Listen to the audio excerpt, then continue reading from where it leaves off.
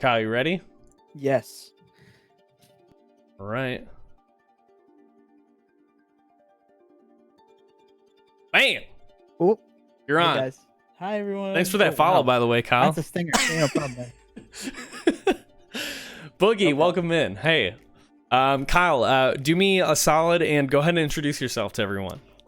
Pressure. That's Yeah, okay. right off the bat. Now that I have to. All right. So, hi. I'm Kyle. You probably know me from Twitter more likely than Twitch, but I do stream. So I create a lot of comedic content. I like to make fun of the status quo.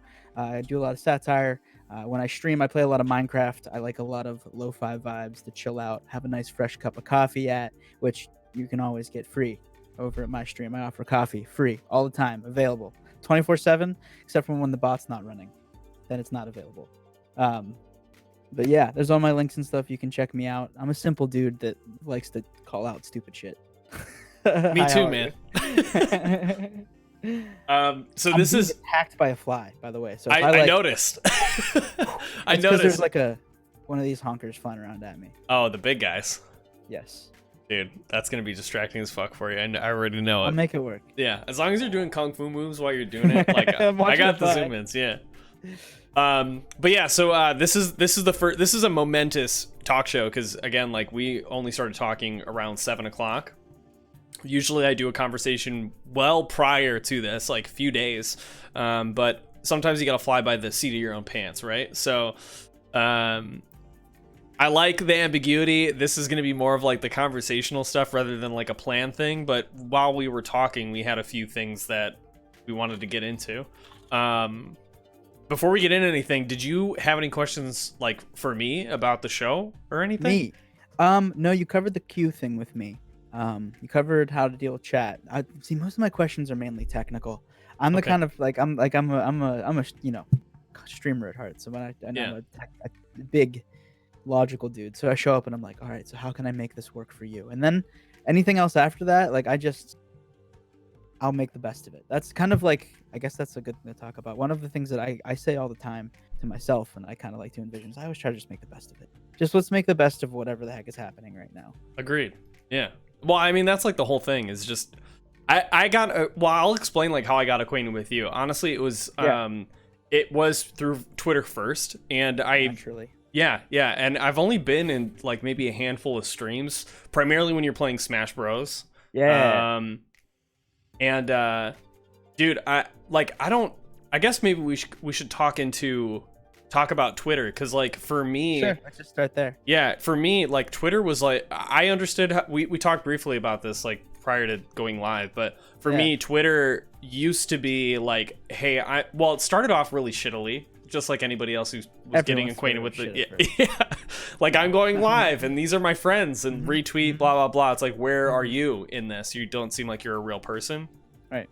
And so for me, Twitter started to evolve in more of this like it was just a way to it was me to be engaged and respond and involve myself in conversation, and it wasn't so much me putting out like as much original content or ideas because when I look at Twitter, it's kind of daunting. I feel like it's like The Simpsons, you know, like Twitter did it, you know what I mean? Like it's already fucking been said. Yeah. So why the fuck would anybody care what I have to say about these things? So it's not that I don't express my opinion, but when I do, it's very seldom. And most of the time it's just like in response. So I guess like, I memean, if you had to give your opinion on that or like your perspective on that, I mean, what would you say? Okay, so I'll start with my relationship with social media because it's changed a lot since I started streaming. I had a Facebook, I had a Twitter, a personal one that I've since deactivated. But I kind of removed myself from Facebook after college. I didn't really go on Facebook. And from there, I created a Twitter. And Twitter was, I kind of was like learning how to tweet for 4 years. I didn't necessarily understand. I was afraid to jump into people's threads at first. It was very very daunting to like think about the idea of like saying like, oh, here's my opinion on this thing that everyone said before. Right. Like you mentioned. But after a while, I got over that fear and I started doing that more. And then I started to get to know people, and I noticed that the more you interact with people, the more people follow you. And of course, that becomes a game in itself. But then I think there's a moment in everyone's Twitter career, if they are a creator and they want to use Twitter for more than just announcing things, where they find their voice. And this happened to me about 1.5 years ago after TwitchCon. I accidentally had a viral tweet, and because I was complaining about something, of course. And from there, I kind of looked at Twitter differently. I no longer saw it as a place for conversations, interactions. I saw it as a place for I can say my opinion, and people will then have a conversation about it. Yeah. Like I saw that, like, oh, if I actually like make a statement, that's how people respond to things. It's not about like being funny or whatever. It's about making a statement, and then you can transition into being funny or whatever once you start to feel comfortable. Right. How you present yourself on Twitter. This fly. Oh my.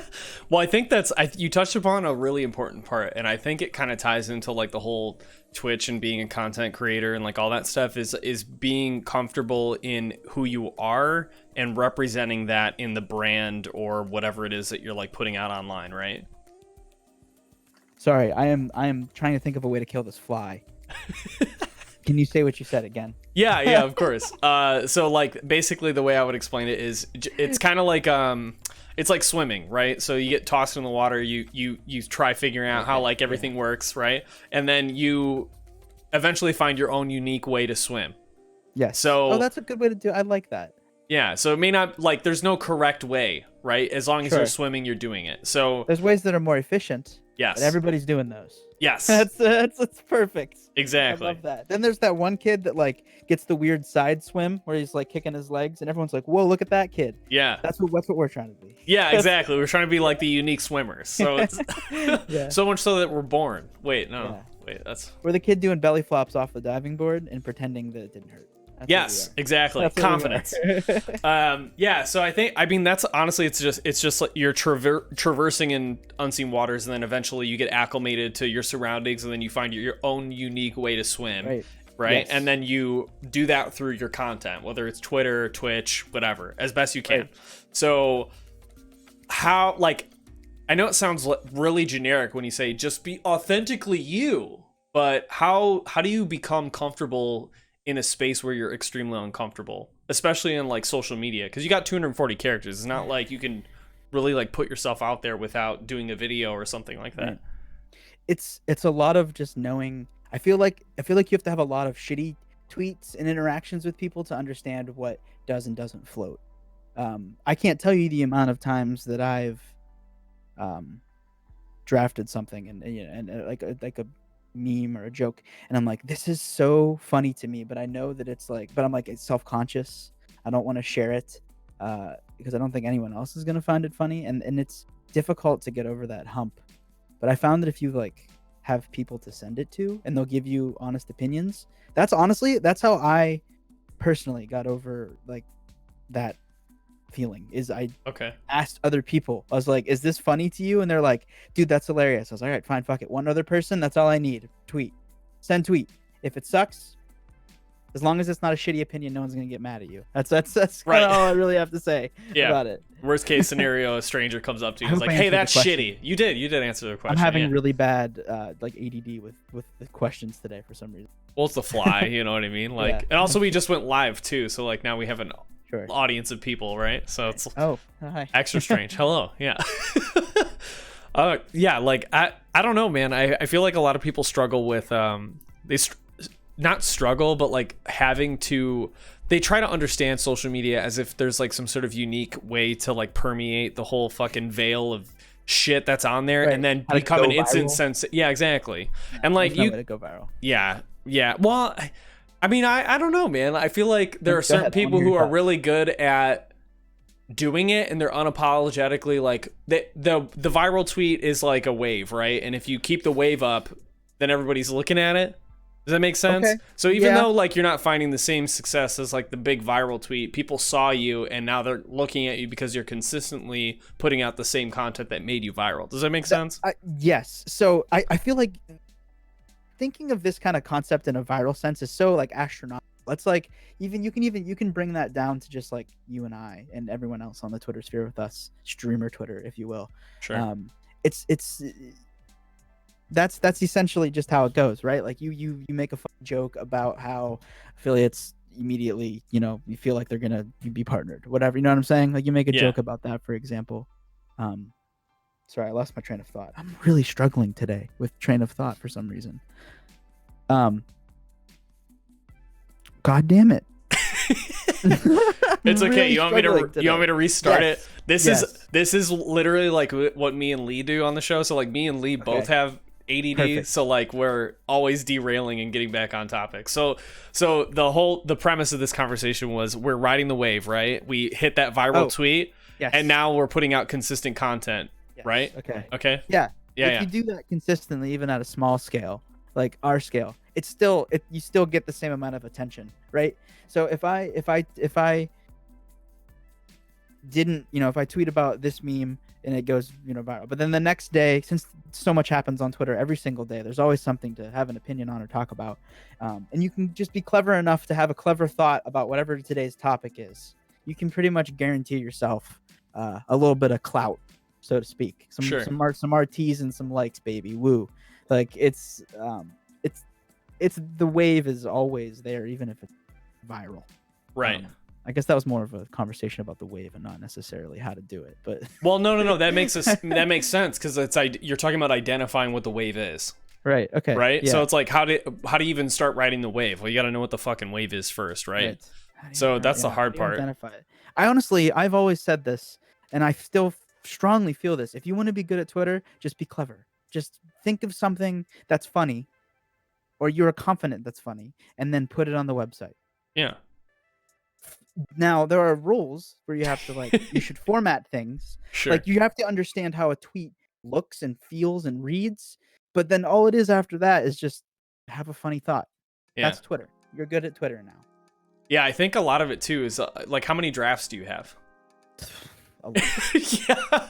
So many. I never thought of myself as a save it to the drafts kind of person. Yeah. And only recently, honestly, the drafts were like where all my failed tweets went, which that was a trip. Okay. Deleting them. Okay. But because that's what most people are, I'm sure. But I went through and I deleted them all, and I was like, all right, I'm gonna make my drafts the place.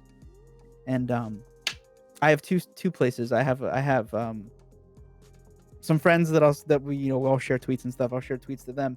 Those don't go in drafts. Those immediately get deleted. And then there's the actual drafts, which are idea tweets. Because I'll think of like two in the same day, and I'm like, oh man, that's great. Gotta wait. You can't. You have to save it to the drafts and have that self-control to tweet it next day at 10 a.m. Yep. True. Yeah. So schedule is super important too. Like when people are going to be able to look at it, and that's a big factor.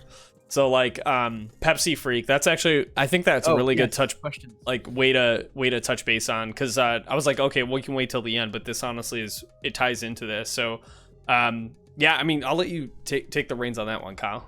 Sure.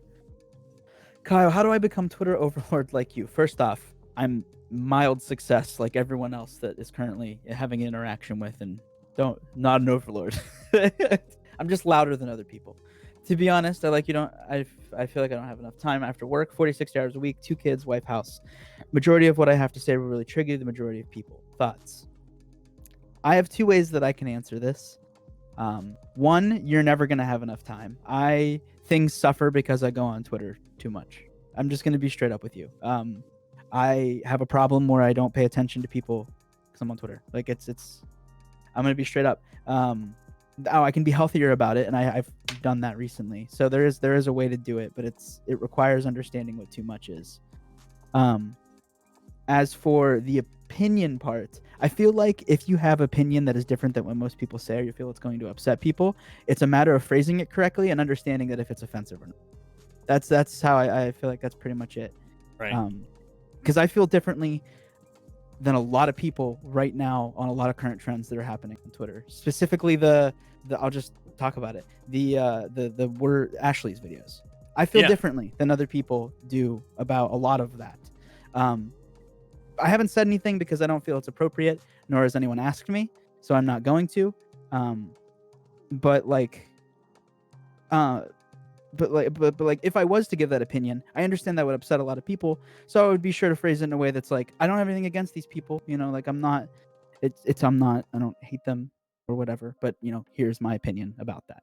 I don't know. I feel it's just a combination of being self-aware of how your opinion is going to affect those people, and then phrasing it in a way that gets your point across without being too much. I don't know. Well, you're thinking about it in terms of a conversation, you know what I mean? Because if you have somebody who presents an idea, if you were to straight up just be like, that idea fucking sucks, they would be like, what the fuck, dude? You don't even know me, right? Like Twitter does every day. Exactly. Literally, that's pretty much what most of Twitter is, right? But like a lot of it is, it's a lot of give and take. You also, and I was doing this earlier in the year, I had a Lisa Simpson meme, you know what I'm talking about, where like she's pointing at the board. I love those memes. Those are underrated. Yeah, that I had one, like it was just, there was a lot of generic positive feedback happening on Twitter as it comes and goes with the waves of shit that happens on streamer Twitter. And by generic positive feedback, for people who don't know what that means, it means like, if you fall down, get up, like don't give up. Like there's no direction to it. It's just generic. It's a nice little pat on the back, and you straight up just like see it and you're like, I feel good, but you won't remember it. There's nothing to take from it. It's just a feel good moment for a few minutes and you move past it and people like and retweet it, right? But there isn't a gain from it. So like to say something like positive and specific would be like, Kyle, I like the way that you articulated this thought. It really brought across like these ideas and validated this point. You're like, okay, well, I like that idea. I told you the behavior that had a positive outcome, and it positively affected me and the people around me. And now you will go forward continuing that same behavior, right? So yeah, I was every time I saw this, and I got blocked by a few people. I got blocked by a lot of people because like I didn't know them, and I was like, I post a Lisa Simpson meme. It was like, just because you post generic positive advice doesn't make you a profound Twitch streamer. And they were like, blocked, and I was like, all right, cool, awesome. I deserve that. Yeah. Cool. So as soon as you hit 2,000 followers, buddy, no one's gonna take that shit no more. Yeah. Like, just be straight up real with you. Yeah, 100%. Yeah. It's and I'm not like, it's not that I'm afraid to do it. Yeah, you can have it. Yeah. I don't want it. Yeah, you can have it. Yeah. I had a bunch of them. I made like 4 or 5 because it was just like, it was so bad that streamer Twitter is obviously like, it goes with ebbs and flows. It cycles through the same bullshit all the time. Talking about streamer Twitter is a meme at this point, dude. Yeah, like 100%. Yeah, it goes with the same ebbs and flows like all the time. Like right now, fucking some dude posted about how he got denied partner, and if he was a different gender or transitioning, it would be like he would be probably a partner. It's like, dude, you don't know what the fuck you're even talking about, first of all, and second of all, draft your shit before you even send it. Like, like you don't at Twitch with the denial letter. It's a stupid tweet and a bad tweet. Yes, 100%. Like you didn't think twice before even sending that. You literally just like the way I explain a lot of this shit, and we did a lot of this, and I think you. A t-shirt idea. Sorry, I'm so sorry. I didn't mean to interrupt you. Continue.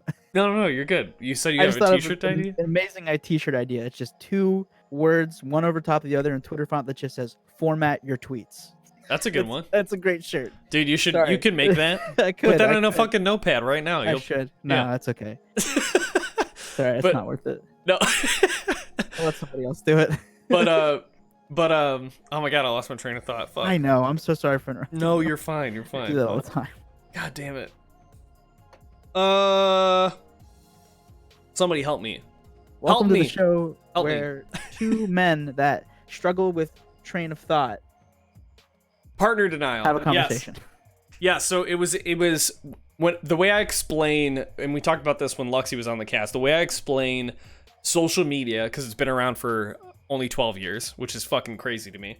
Oh, weird. Yeah. 26. Weird. Yeah. Ooh. Yeah.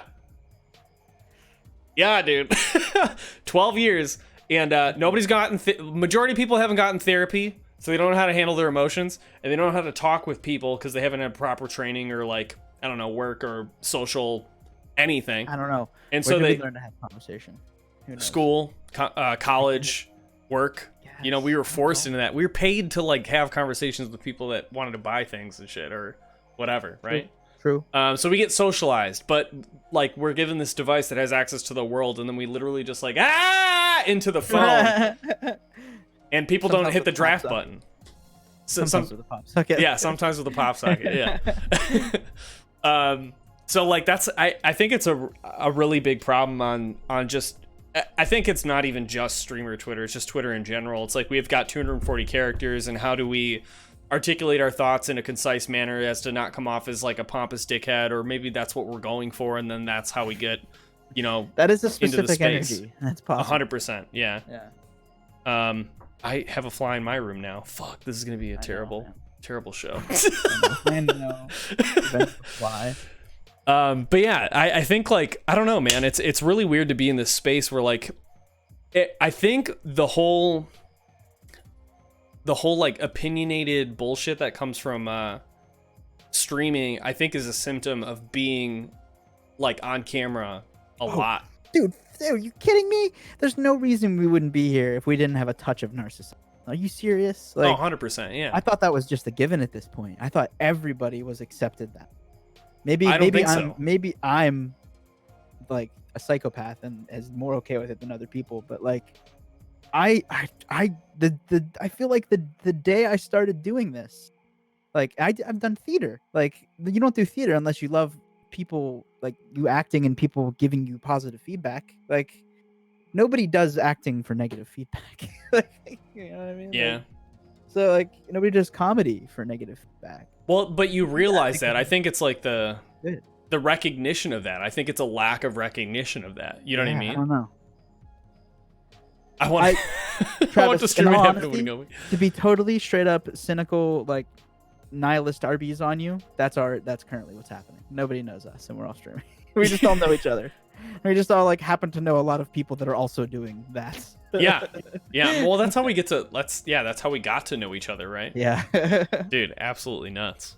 Yeah, dude. I don't know, man. It's really difficult for me to see everything that's like been happening, and like I want to throw my opinion in there, but it's like everybody's doing it. You know what I mean? So it's like, is it at this point, like, am I yelling into a void, or do I have anything to contribute? And it's like, it's clout points, baby. I don't know if clout points, but I think like contributing to the conversation when it's happening as best you can, I think is important, especially when it comes down from, and I'm not like trying to suck my own dick or your dick, like metaphorically, but the involvement of people who can articulate their thoughts. Like, dude, that whole fucking did you see the video from Trouble Truck about yes, but I'm close enough of a friend of Trouble Truck that I didn't watch it yet. Oh, okay.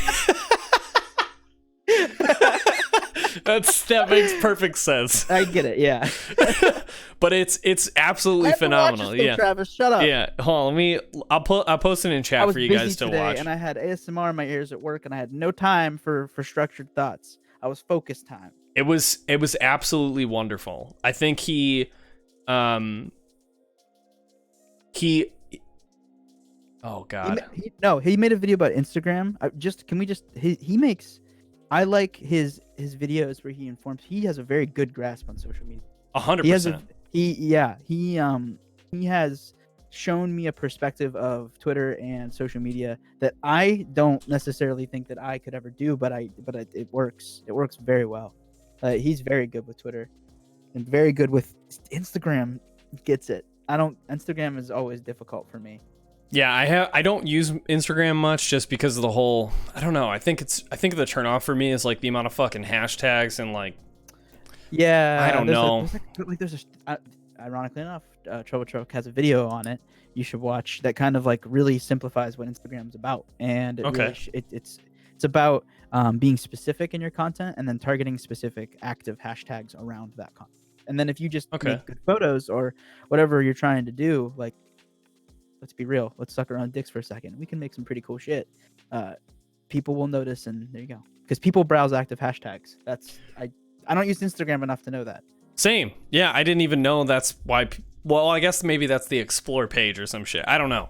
It's difficult for me to like articulate it because like to me it's I associate it with Facebook because Facebook has Instagram, and like that's also a big turn off for me. But Twitter, even though it's like kind of the same thing as Facebook, it's a little bit more like free, open market. I don't know how to explain it. I feel a little more, Twitter's a little more wild. It's a little more you gotta make it look formal if you're trying to make it look, you know what I'm saying? Otherwise it's all lower cases and no punctuation. So like, but sometimes you need that. Sad tweets. Well, I mean, I've seen like tweets go viral that are that, and it's like, okay, but it was done on purpose. You know what I mean? Tactfully. I have a friend that tweets a lot of tweets like that. What was it? What did he tweet the other day? It was like me looking into the mirror. I hate you so much. It's like, that's so stupid, but like when it's all lowercase, it's so funny for some reason.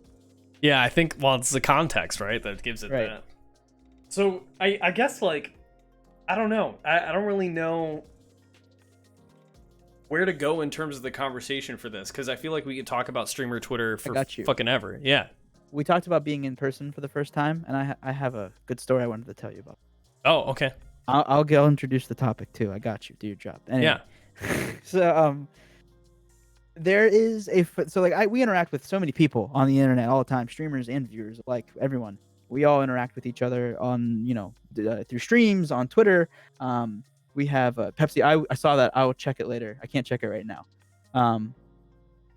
We interact with so much of them, like on Twitter and streams and through text a lot, or voice or whatever. And it's one thing, you get to know somebody, you get to know their personality, but it is not the same as seeing that person in person for the first time.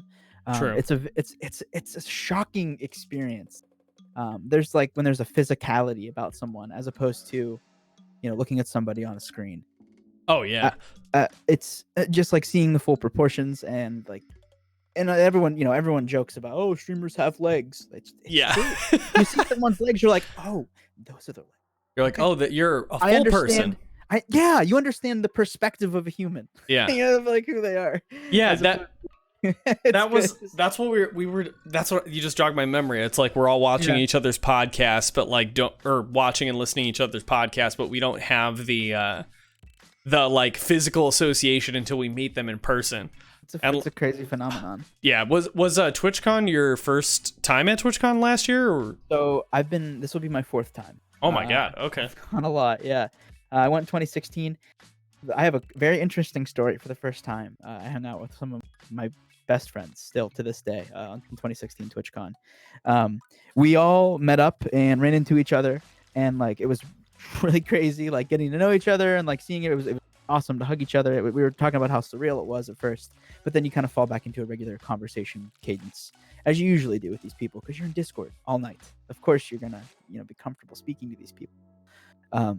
But there's something that doesn't happen, and it's like physical awkwardness, if I can explain it that way. You know how you're with your group of friends, and you're at a restaurant, and there's a lull in the conversation? That doesn't happen with your online friends, because you're on Discord and you're all on your computers. Everyone's got their own thing going on, like, and it's the conversation secondary to the fact that you're at home. But when you're sitting at a restaurant and your friend is across from you and there's a lull in the conversation, you don't know how to respond. Like, you can't pull your phone out. That's a different energy than just clicking another link on the computer, because you're still at the conversation when you're in Discord. You understand what I'm saying? Right. It's kind of hard to explain. Well, I mean, what you're talking about is just like standard, like the life shit. Yeah, life shit. Yeah. Yeah. Well, it's an immediate comfort. Like, I don't know how to explain it. It's an immediate comforting experience because you're already comfortable, like, lurking, right? Like, you're not going to be active in the chat 100% the entire time. So there's going to be moments where you step away. It's kind of like that, where, like, I mean, you could be passive and just be comfortable in the silence. And the comfortability. Wait, are you saying I'm saying it's not there at first. At first, I'm saying. Oh, okay. This was at least my personal experience. Okay, okay. It's not really there. Like, you don't know how to respond to it, because you're so used to having these conversations with people and in your environment, and you are putting energy into the conversation as opposed to physically being in the conversation. Those are two different kinds of human interaction. You know what I'm saying? Let me see if I can articulate it with a story. When we were just like walking from point A to point B, and there was like Oh boy. Then we were walking from point A to point B, and something had happened to one of our friends that was explain it, like it was like scary, something kind of scary, like something like they're unsafe, and there's like an awkward silence in the air, and it's like you don't experience that whenever you're hanging out online playing video games together, like the real life things, like Right. the real life situations, like you experience it, but maybe it's because someone tweeted about it because they're sick, right? You don't see someone get hit or whatever, you know what I mean? Yeah. Not that like, not that it's hard to handle those situations, it's just very different because you've established your friendship in a different direction. It's like coming this way that point instead of this way to that point. I don't know, it's very interesting. It's I think it's one of those things where you kind of have to experience it yourself to understand. But I had a very interesting, that was just a very interesting way that I was brought into the way of meeting people for the first time, from friends on. I don't know. No, that's I guess mine was weird too, because Yeah, like, can we get a ban? Can we get a ban on that username? That's not. It's suggestive. yeah. Oh, sorry, I didn't even notice. Hold on. Yeah, it's okay. I got you. Oop, thanks, man. Yeah, sorry. It's cool. So I wanted to I guess touch upon that too, because like my first TwitchCon was last year. Okay. And I guess maybe the comfortability, I was playing games with my friends for like 2 years or something like that. And I don't know how to explain it, but like there was this moment I cried. That was the awkward thing. I cried too. You cried when you met your friends? Okay, yeah. I was just, we were just standing in a circle and I like hugged everybody, and then everybody was like talking, and I guess I may have been the awkward one because I'm just like looking around like at everybody and I'm like getting teary eyed. And then the cherry on top of the sundae was like my final group of friends who I hadn't met yet, that I've been playing games with, was Say Hey Rocco. It was this a cat puppet. I know who that is. Yeah. That's funny. So Rocco is part of like the family, right? And so the family and Rocco is there, and then I just started crying, and Rocco's talking to me, and I'm talking to Rocco's parents at the same time. It was like this really surreal thing.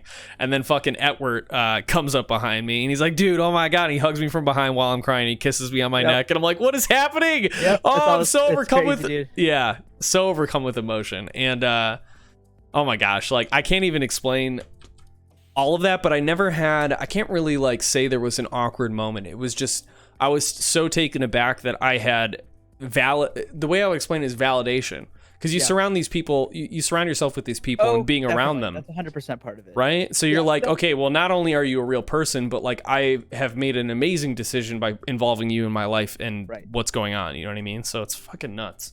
Yeah, don't get me wrong. What I said was strictly like a first 30 minutes perspective. Oh, gotcha. Okay. It's a very interesting situation that had happened that caused like, it was just weird. I don't know. There's other things involved too.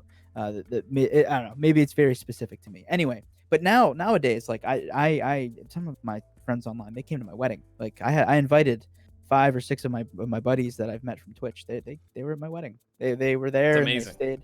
Yeah, it was incredible. They're in all the wedding photos, and I'm so it's awesome. Like I love those guys to death. They're some of my best friends. It's crazy. Oh yeah, and then anyway, Sunday, the Sunday on the last TwitchCon 2016, last day, it was like me and all of my good friends, like Purple. I'm not sure if you're familiar with him. Famous Gus Bromsky, all those people that I came up with, and I cried. We were all saying goodbye to each other, and it was like, we had all hung out and gotten to know each other over the past year, that it was just like this crazy powerful, oh my god, we're finally hanging out, and now we're leaving. And it was just like a crying, sad moment.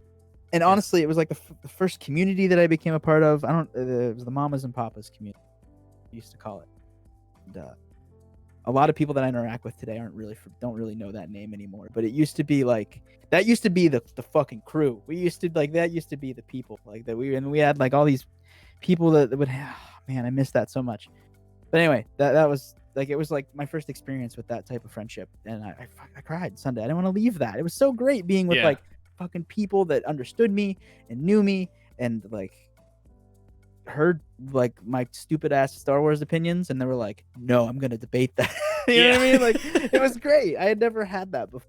where someone like where it was okay to be as passionate as you fucking could be. It was like, and it was okay to try to be more passionate. You know what I mean? I Well, love that. you could argue that these people that like we spend all the time with, they know us really well because the amount of time they spend, right? And Yes. like the way I mean, some of your coworkers like can get to know you, but not in the same capacity, because the way I explain streaming is, even though there is a camera here, if you become comfortable enough, the camera is just more of like a window for you to talk directly to people, right? Mhm. And so that veil Oh, of yeah. like the separation of the streamer and the person who's doing the content, it's like, okay, well, that's dissolved now, and you get to see me in my purest, you know, KonkyTalks 64 or PostCubicleKyle. Like, people get like the strongest dose of you in that time frame.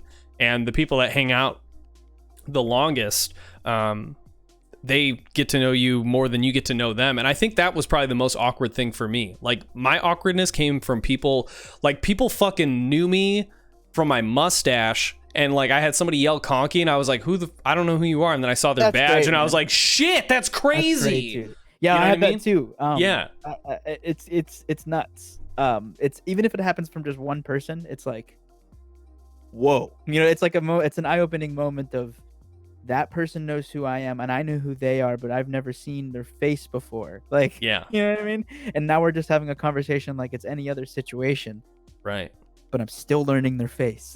Yeah. It's so weird. Super So weird, man. Oh, absolutely nuts. I don't think we'll ever be able to get in, like, I don't think I'll ever get used to that. There's no way. There's no fucking way, dude. Yeah. Absolutely nuts. There's so many people.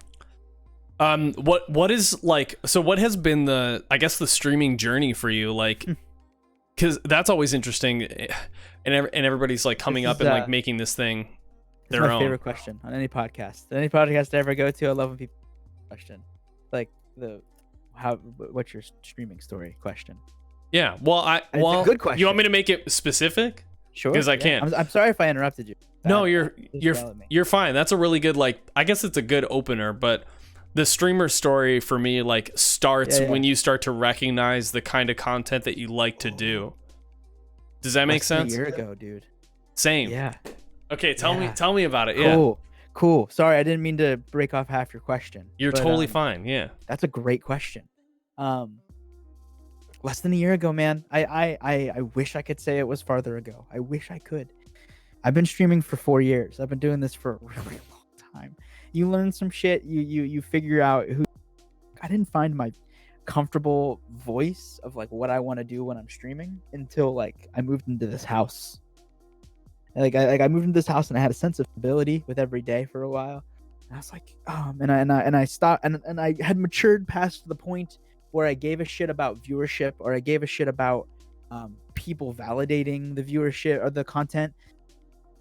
And then I thought, I can do everything that I wanted to do and nobody has to see it on the stream, but I can share it on Twitter, or I can like I can make this whatever I want it to be. Once I realized that, I was like, okay, I'm gonna make it.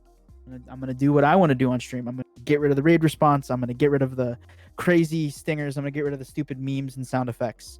I'm gonna fucking chill, play some video games, and have a conversation with people that are willing to talk to me. Like that's when I decided to do that, and I found the right games to do that with. Minecraft, Satisfactory, Subnautica, like those games. Games with a lot of downtime where you're doing stuff. Games where I can fill the voids with my personality.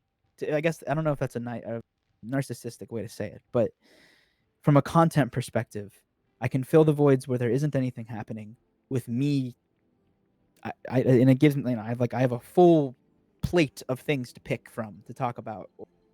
I don't know. And because it's a good chill atmosphere that I'm comfortable in, I tend to go on a lot of just train of thoughts, and from there I touch on a lot of things that people like to talk about in chat, and it's just like a nice circle Conversation of motion and conversation. Yeah, I always akin your stream to like almost like a conversation in a cafe with a friend. That's exactly what I wanted. So thank you for that. You're welcome. That's very validating to hear. Yeah. Well, I mean, the whole coffee theme, it makes sense. Yeah. Like, I mean, any good conversations happen over a fucking cup of coffee, especially in the fucking morning, dude. Yes, dude. Yes. That's I feel the same way. Yeah. I feel that when you sit down to participate in a conversation, that it's a specific mindset, and you can listen to a conversation, or you can participate in a conversation. And I Right. find out whenever that content's just interesting or funny or Yeah. whatever it is, people are inclined to listen to it. End of story. Like, Yeah. and I like that. I find that great. Agreed. Yeah, I think that's where this whole show came from too. It started off as like a science focused show. Like we would talk about science articles every week, and we still do that show to a certain aspect, but more of it started going into this deviation of just sharing life experience and associating the articles we were finding or the information we were finding with like other ideas that we had or had experience in life. And then, you know, it was less like the science fueled XP talk show too. It's just the experience. Like it's the XP talk show, and that's all it is. And where you grow is from different people's perspectives. Like we were just talking about. I have a lot to say about that. Yeah, go ahead. My Digital Main, actually, he's one of my friends, good friends. Digi is probably the most different than me in all aspects of life and personality. Neither do I, Digi. You're a mystery and a legend. But Digi and I have talked about a lot of different things, like racism, the concept of SJWs, like just sexism, like all the topics. Digi and I have talked about, and we feel similarly sometimes. Sometimes we disagree, but he always is able to give me a perspective that I've never thought of in my entire life. And really, he's really helped. Like I love bouncing things off of him because he's just so different than I am, and like in a good way. Yeah, in a way that allows me to grow. And like, Digi's a great person to talk to. He's very knowledgeable and intellectual. I'm sorry for sucking your dick, Digi. I enjoy talking to you. So yeah, I really enjoy getting his perspective on things because it is so different and always in a mindset that is nothing that I could have ever imagined. So yeah. No, that's important. Like honestly, we make each other angry all the time, Digi. That's important. Like you're going in uncomfortable territory, and that's where, dude. Me and my buddy Lee are the same way. Like the XP talk show started before it was even a show. Like we would get together, we would have a beer or grab a burger or go out or something, and then we're talking about like fucking theoretical. Like we were talking about the Neuralink thing from Elon Musk because I'm a big Matrix fan. Like a huge Matrix fan. Can you give me like a elevator pitch of what the Neuralink is? It's hard to do it, but basically, okay. You know the plug in the Matrix? Yeah. So imagine that, but wireless and not intrusive at all in terms of like brain this install. Is just purely concept, I'm assuming. Because I have tons of thoughts on how this could work. Basically, we don't have to talk about it now, but I would basically they developed a technology that is 10,000 times smaller than the current gen technology in terms of like what the chip size is. Okay. And the wires, the threads that go into your brain that like help. Interfacing is weird, dude. Yes, interfacing is strange. It is. The wires are smaller than the blood vessels in your brain. Nah, man, I'm not cool with that. It's fucking nuts. And so like the way Elon, I don't want you in there. The way they have it routed is it goes into a particular like section of like the neurons or whatever to help you learn or something better. I can't remember. We had a whole podcast on it and it freaked me the fuck out. Okay. Go ahead. Yeah. I'm sorry. I keep interrupting. No. Go ahead. Yeah. This might be this. I always think, where's the line for our generation, right? For our generation is, so to speak, of what they're comfortable with. Sure. Not comfortable with, like just in society. And for me, I really think it's having somebody else pump shit into my brain. Like that. You don't want to know kung fu? I could just go learn it if I really wanted to. But what if you could do it in 10 minutes with like a software update? But that doesn't feel right. Sure. There's something unhealthy there. Like, is there? So I guess from a technical aspect, I would really want to have a conversation of how it work. Because first you have to understand how we do it ourselves with repetition. Yes. How do you force that onto a brain in a safe and comfortable way? So it's got to be theoretical, and like testing that is terrifying to me. Right. So the idea is that, and by the way, they're doing human trials by like next year. That's the goal. I'm gonna pay attention to that. They're starting with paraplegics and people who have neurological disorders, because that's the main demographic.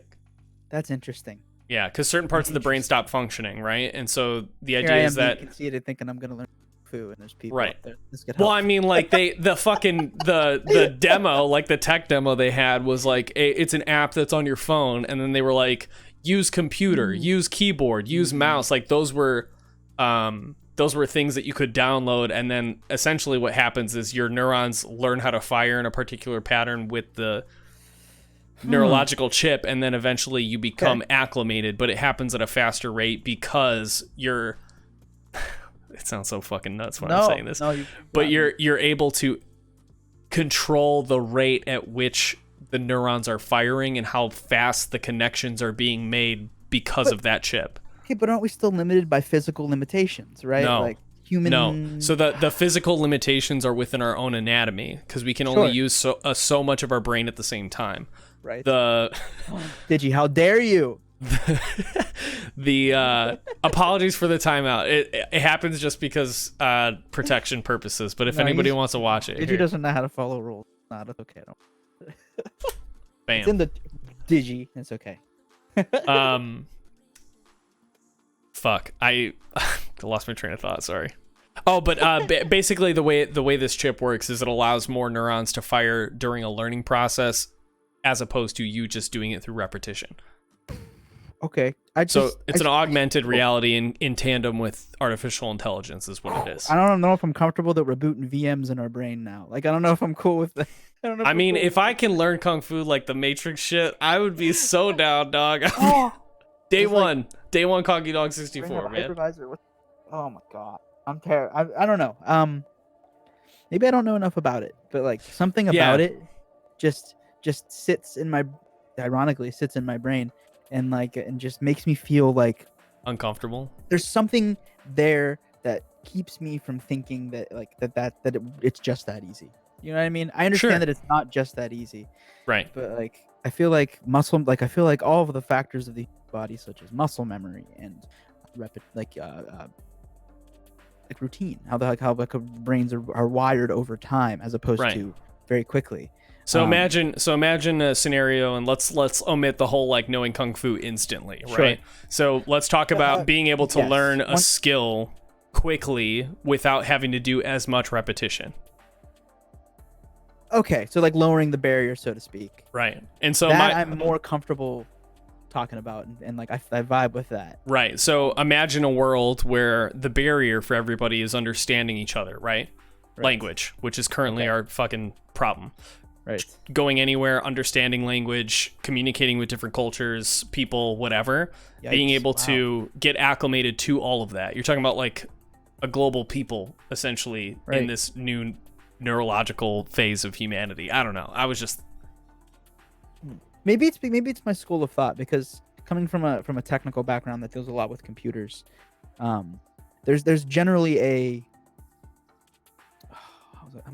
limitation, so to speak, of everything that is technical or that is computational, like a computer or a brain.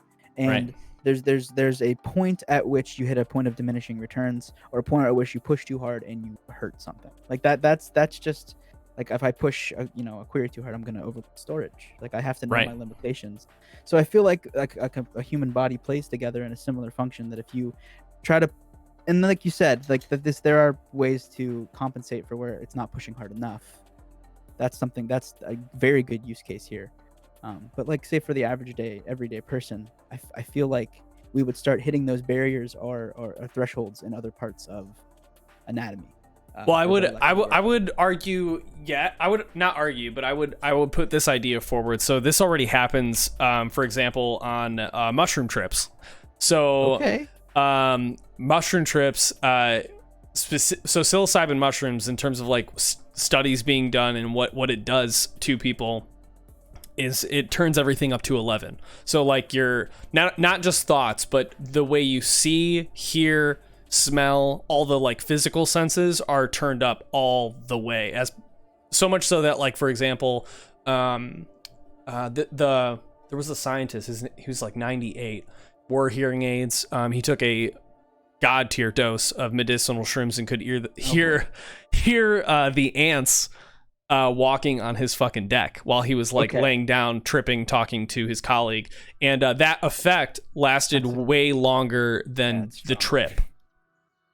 Interesting. So and the reason why that happened is because those neurological pathways in the brain are not normally accessed in a normal scenario. So when those pathways are unlocked, the feeling or the thing remains past the psychedelic effect. Wow. Okay. So that would be my thing. So like I think I understand what you're talking about, but I'm too literal. Like it's I'm clearly too literal about it. Yeah. If it's already happening and clearly it already is, then there is not a disconnect, but it's a different system, so to speak. Yeah. It's not connected in the ways that I thought it was. Well, the unique thing, what you are right about, is the energy consumption that the brain has. You're right. Okay, that is part of it, I guess. So by introducing this technology, what I'd be curious about would be not the calorie burn, but like how much energy your body is using neurologically if you have this implant in place. So I wonder how taxing that would be over time. And long-term effects, man. Like, right. Because there's we are only human. There's only so many firings of neurons, so to speak. Right. I guess that's the one way to say it. I don't know. Yeah. I feel like we have. Wow, we really took a tangent here. That's my fault. No, you're totally fine, man. Yeah. This is good. I feel like we picked it apart pretty good. Yeah. Well, again, like it's a conversation. We'll kind of go all over the place. Yeah. Yeah. Oh, that's Dude, good. I'm baked. I love it. I'm proud of you. Proud of you, Digi. Yeah. God. Yeah. Most computational neuroscientists tend to estimate human storage capacity somewhere between 10 terabytes and 100 terabytes. That's a really big like deficit though between those two. That's really not a lot though. Right. In all honesty. Interesting. It's above the size of SQL Server's max database, but it's still not that big. Pretty schmacks. Wait, no, it's not. Sorry. No, you're fine. Yeah. But that's where the XP Talk Show came from. Is like we'd talk about this shit, and then it's like, dude, you want to do a show about it? Like, yeah, I think people would benefit from just like listening to two people have a conversation about it, and then they'd probably have ideas as well. You know what I mean? Yeah, I like that. Yeah. I didn't put down very many ideas, but I know we talked about more stuff. Yeah. Let me think about something. Minecraft is making a comeback, and I want to know if you've picked up on the trend as well. I was looking to get back into my account because everyone's getting into their Minecraft account. I was a $5 person. I got the game for $5 when it like first came out before they even had a fucking con or whatever, and I'm probably gonna have to buy the game again, unfortunately. But I just did that. Yeah. I'm 2 emails and an old phone number to go.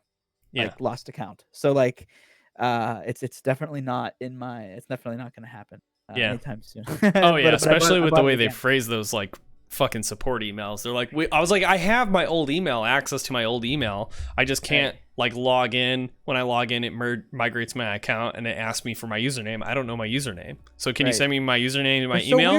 And they're like, no. And I'm like, why the fuck not? I have access to my old email. Right. I can't. I'm showing you that this is where I am. Like yeah. So whatever. But yeah, I am looking to get back into it, and mostly a lot of it has to do with the new internet age we're in, where I'm not restricted to Xbox 360 or a shit computer to like try to play with people online. So yeah, and the game is magical. Let's just fucking be real. Like that game has been around for a long time for a reason. Yeah. Yeah, something about it. Yeah. Yeah. Oh my goodness. Yeah, but I don't really like, I haven't had much experience in like the not survival, but like the crafting games so much. Yeah. I used to hate them. I used to never play like those kind of chill games.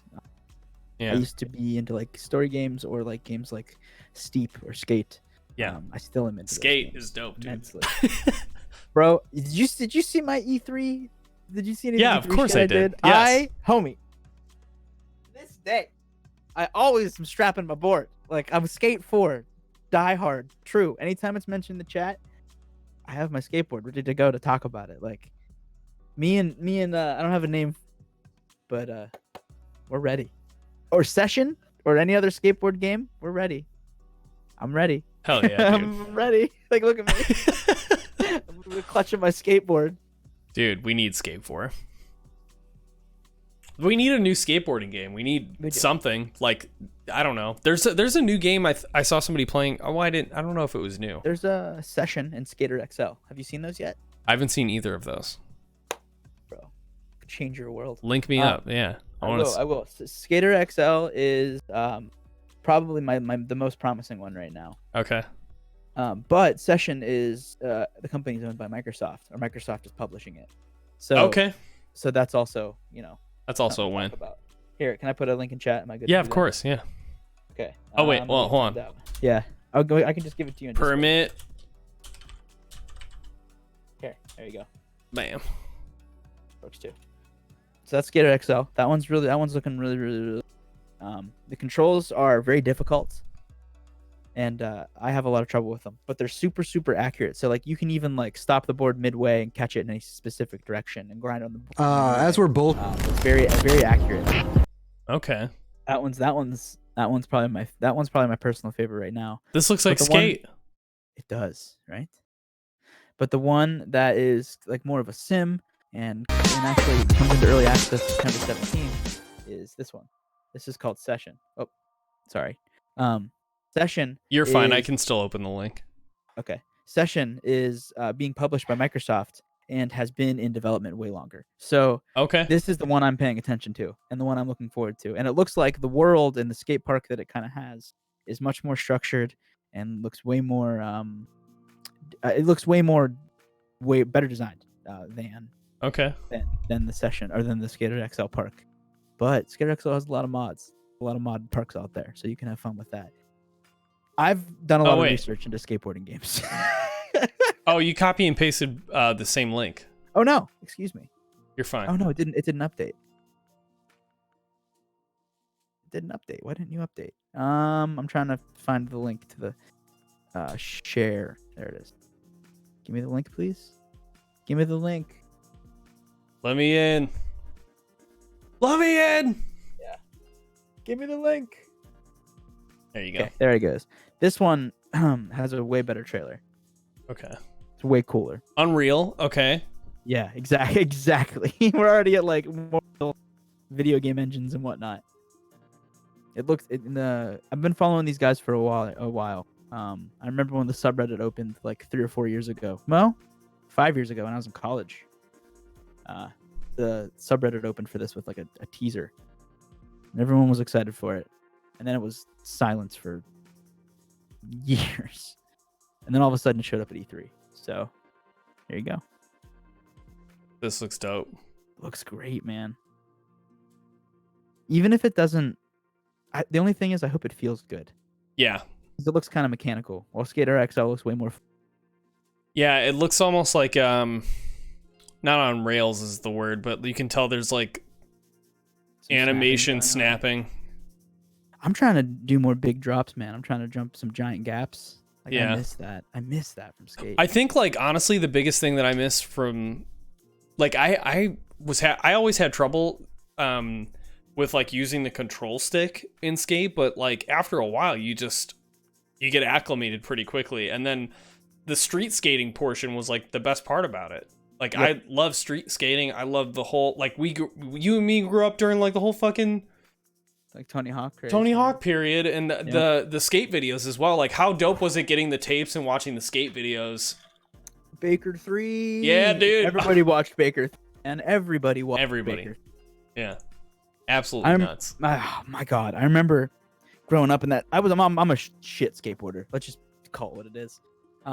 I'm garbage. I'm very comfortable on a board and like on vert, but like I can't do like flip tricks consistently. I'm good. But I have a lot of fun doing it, and I grew up with like the Tony Hawk games. And Tony Hawk Underground 2 was like, I don't know if did you play the Underground games? Of course. Underground 2 was like my first experience with online gaming with other people. At least on a console. Okay. And it was my first time like being part of a community. Like, because there was like a friend system in the game it was like before there. I didn't even get into that, so like I didn't even know. the network adapter for PS2, dude. I was like a baller. Nice. And it was like it was like $50, and it plugged into the back of the PS2, and there was a disc that came with it that got you online, and then you could play games. Like you could play Tony Hawk Underground online and like chat with people with a keyboard. And me and my cousin, who was my best man in my wedding, would spend hours and hours and every summer staying up late, having sleepovers as much as we could. Just him on the keyboard and me playing Underground 2, like owning people, and like he would talk smack, or we would like start a clan with people. Yeah. It was like early 2006, 2007, dude. It was like those were the years where I put hours and hours of Tony Hawk into the game. Man, I miss it so much. Yeah, most of mine, like I never that probably like ties it in like super well for you too, because I never even played the online stuff. It was just me and my sister playing fucking Tony Hawk's Underground 1 and 2 on GameCube, like repeatedly. I remember story mode, dude. Eric Sparrow, he can suck a dick. 100%, yeah. Fuck Eric Sparrow, dude. I still remember that quote from the manager where he's like trying to like hit on somebody. He's like, "Hey, I know it looks like a needle, but moves like a sewing machine." Oh my god. Yeah. I need to play the game again. I need to play it because I'm sure there's tons of jokes that I missed. Oh, 100%, because you were too writing young. in those Underground games was phenomenal. Ridiculous, yeah. I remember like I used to like remember like the strip club in the first Underground in Florida. Like you could like crash through the window and there's like a stripper like doing the Tony Hawk sexy stripper dance. Yes. Like, yeah. I used to be like, that used to change my life when I was young. I was like, bro, almost boobies on the screen. Let's go. Almost, yeah. Yeah. That was my gosh. Oh my goodness. Yeah, I tried getting, my sister got she could do like pop shove-its and kick flips and shit, like not while boarding, but like standing. And I got into rollerblading like way earlier with like the Mighty Ducks and all that shit. Like when I watch the Mighty Ducks and they go through the mall, I was like, I want to do that. And so that's been my thing, like ice hockey, rollerblading. Like growing up, it was I lived in a really small town in the suburbs of Chicago. Really, really poor town too. Berkeley, Illinois, and our streets nobody frequented, so we could play street hockey in the fucking street, and dude, it was sick, dude. We had like our crew of 6 people, and it was just getting hit with pucks and balls and shit. You still play hockey? No, not as no. I wish I could. My relationship with hockey is kind of interesting. I'm a huge hockey guy, just to make that clear. Okay. I don't watch any sports, but I watch the Penguins. Like I don't watch them as much as I should, too. But like I'm a very big Penguins fan. I love hockey. Growing up, I played deck hockey. And I was a garbage ice skater. I have flat feet, so like my feet go outwards when I walk. Yeah. So naturally, I had a little bit of trouble with the arch and having regular skates. Okay. But I just never really took the time to learn to. I was a freshman in college, and I saw that there were a lot of people that played roller hockey on the courts. Like, and I the summer going into my sophomore year, I was like, I am going to learn to play hockey. Like, I know how hockey works. I've played deck hockey. Like, I'm gonna learn how to rollerblade. I'm gonna do it. I'm just gonna do it. And I did. And I suffered for a year, and I was garbage for like 2 years, and everyone made fun of me. But I played really hard, and I trained really hard and played ice hockey over the summer when I came home from college to like get better. And then my senior year, I played it was tier 3, but I played on my college's roller hockey team. Nice. And I was really proud of that. Like that's like I have like a hockey career, if you will. That's pretty great. I'm very proud of like my journey of not being able to skate to playing on a collegiate hockey team. I was very proud of that. You should be proud of that. That's like not an easy feat, man. Because like I don't know, dude. I'm very comfortable on rollerblades. Like I can go backwards, sideways, stop, all that shit. Not easy, though. It's not easy. I was rollerblading since I was fucking 8 or something. Right. You know what I mean? So like all that other stuff like came afterward, and it didn't actually occur to me like how good I could skate until my roommate James, the guy who helped me do the Cozy Boy video, he's like, dude, I'm gonna get a pair of rollerblades and we're gonna fucking hit it. And I'm like, okay, cool. And so I'm out there and I'm like doing all this shit, like turning around, crossovers, and I'm like, all right, I'm warmed up, and he's like, fuck, dude, this is way more difficult than I thought it was gonna be. I love it. Yeah. But I didn't realize how good I had gotten until I came home summer, after I had graduated. My friends were like, "Let's go ice skating." I was like, "Fuck yeah, you know, dude. let's go ice skating." You know, and I get on the skates and I'm like, Yeah. like I'm having like a great time and everyone. Yeah. And like my friends were like, "Kyle, when did you learn to ice skate? We haven't seen you in 4 years." Like, Yeah. I was like, You're like, I've been learning how to skate for 4 years. like, I've been practicing real hard. That's awesome. I'm proud of this. I mean, I'm so rightfully bad. so, dude. I'm so terrible. I can do backwards crossovers in each direction. I can do crossovers, forward crossovers in each direction, but I can't hockey stop with my right foot forward. I'll never be able to. Dude, that's tough, man. That's tough, though. Oh, here's a good question.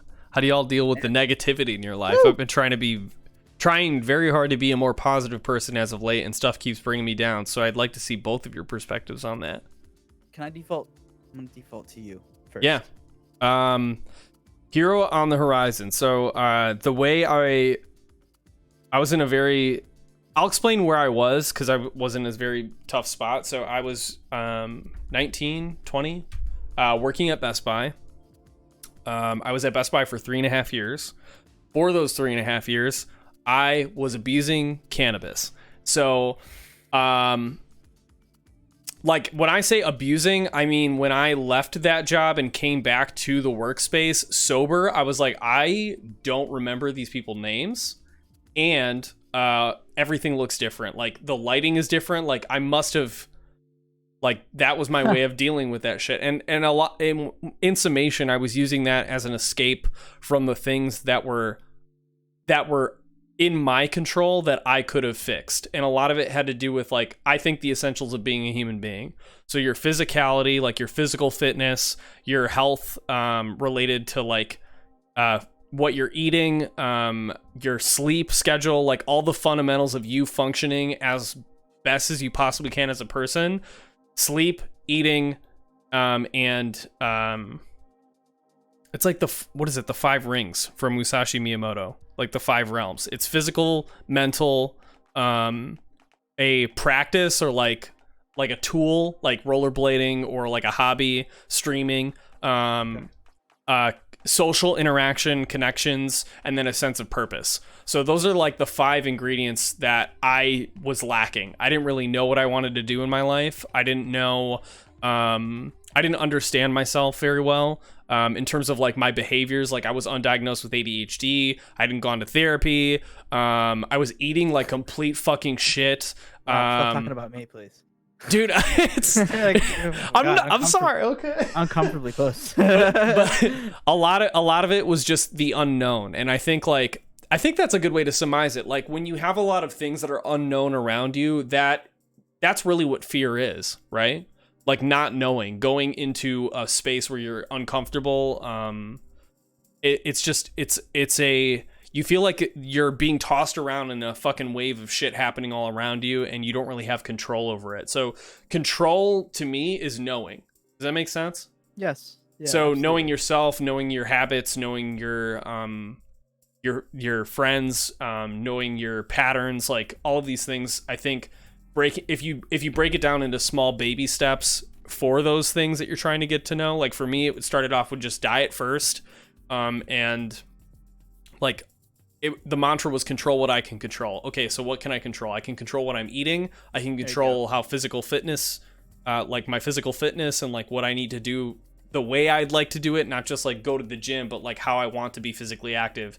So I started rollerblading more, even though I had like put the blades down like forever ago. You know what I mean? So it's like I'm 30 now, and I'm ready to put blades on and fucking kick it, because like that's a way to be active. That's fun. You know what I mean? You're doing shit for you, man. Exactly. And a lot of that, like, I feel like once you got the fundamentals down, then you can proceed forward with like the bigger shit. So control what you can control first is what I would say. That's so much better than anything that I could put together. How do I avoid negativity?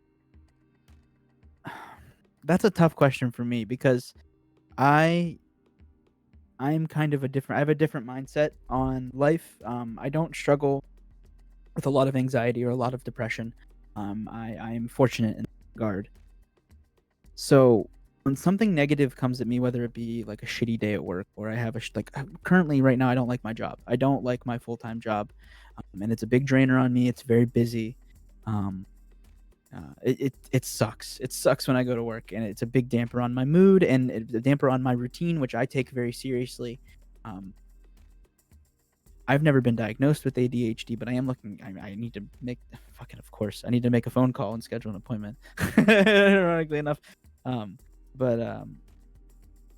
yeah, like I get bummed out from that, and the way that I try to handle that is recently, to be completely honest, I've handled it poorly. But you it's know been that. hard, but yeah, I that's part of it, definitely. I haven't been good at handling the negativity, but recently I've kind of taken a mindset upon myself to listen to what's being told to me, or just make it a point to be aware of, like you said, what I can control, what I can do to make myself feel better. When I come home from work, I take my dog for a walk. I love that. I look forward to it, and that's something that I can do every single day.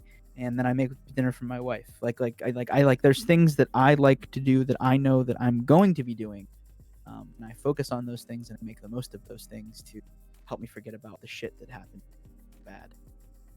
Like I said, I don't have anxiety, I don't have depression, so I don't struggle a lot mentally, but I do get in shitty moods, and the way that I deal with that is to just take control of what I'm doing, like just be present in what I'm doing, and make it the most fun that I can. So like if I'm cooking and I'm like, you know what, I want to try a little spice, I'll try a little spice, like, and if it sucks, fine, try a little spice, I'll learn something. Like I try to like make it an experience. I don't know how to, I'm bad with these kind of questions, so sorry if that's not helpful to you, but yeah.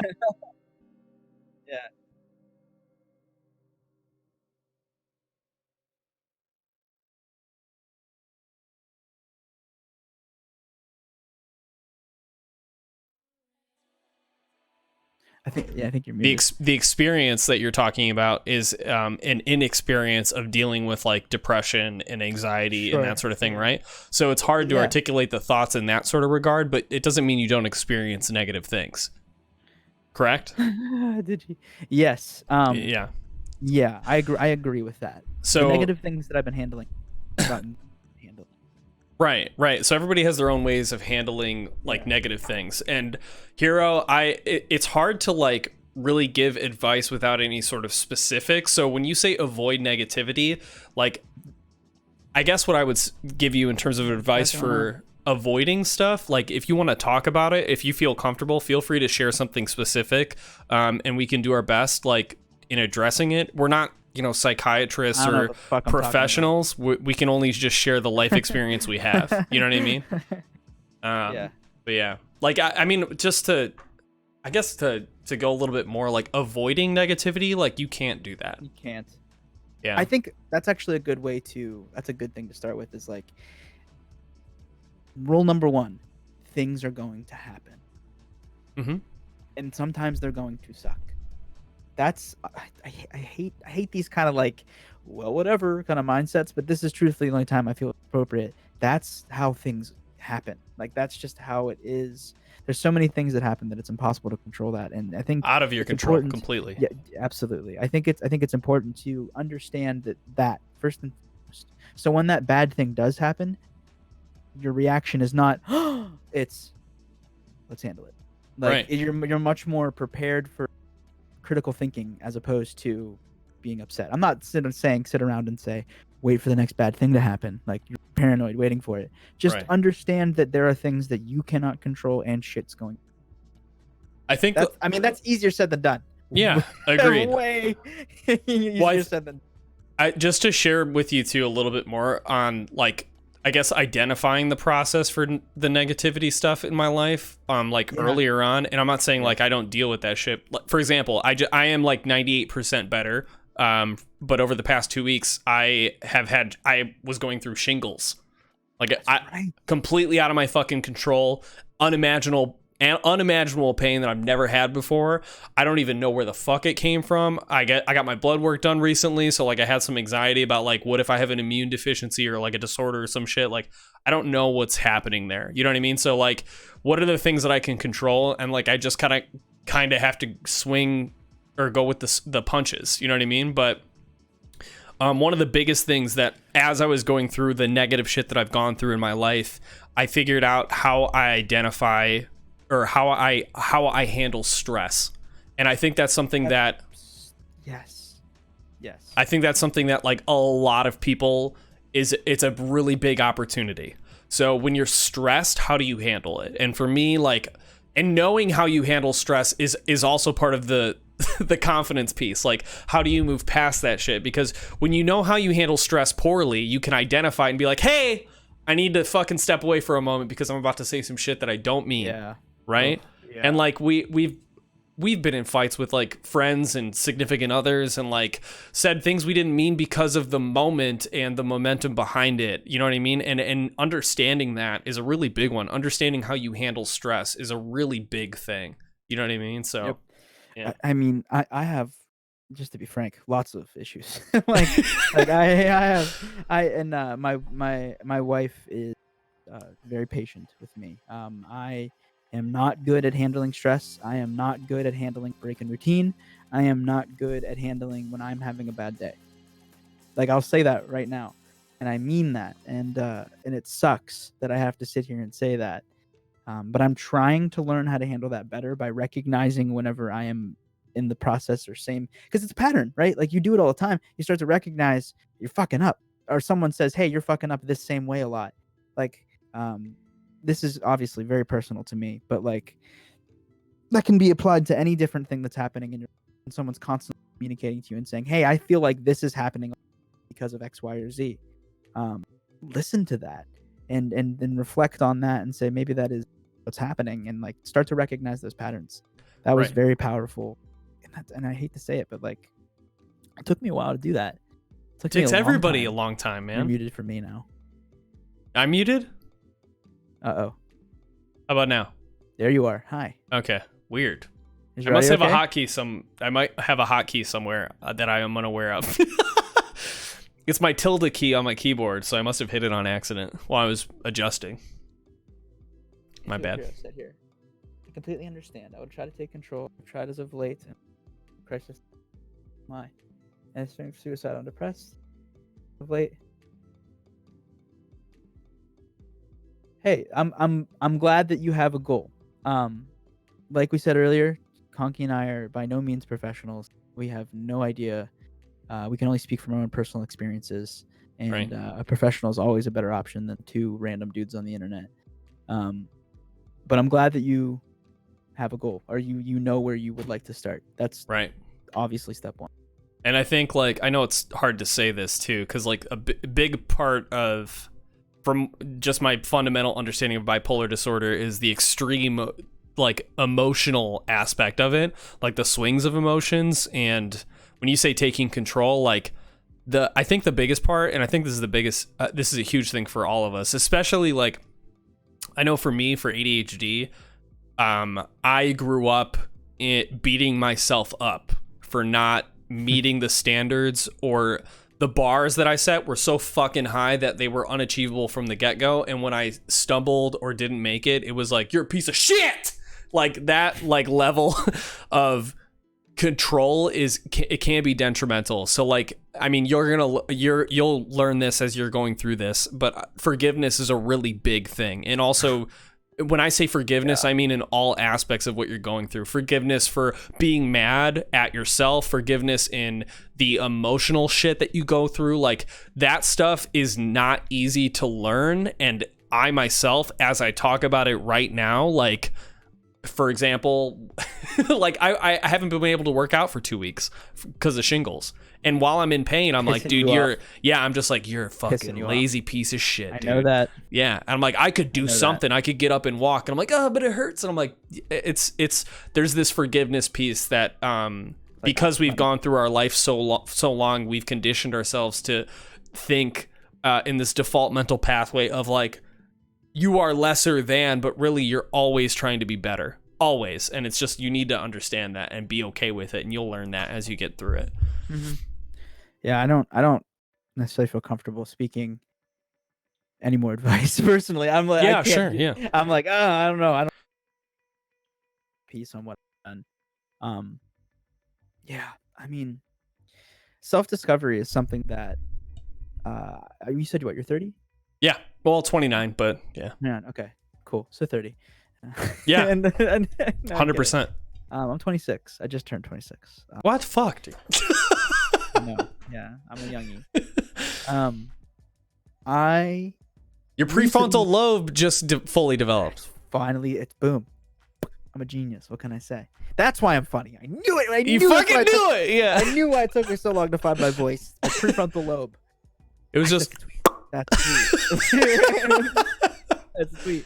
Dude, look at the date on that. My prefrontal lobe for reaching its final form. I am now the funniest I've ever been. There we go. Save that in the draft and put it at 10 a.m. tomorrow, dude.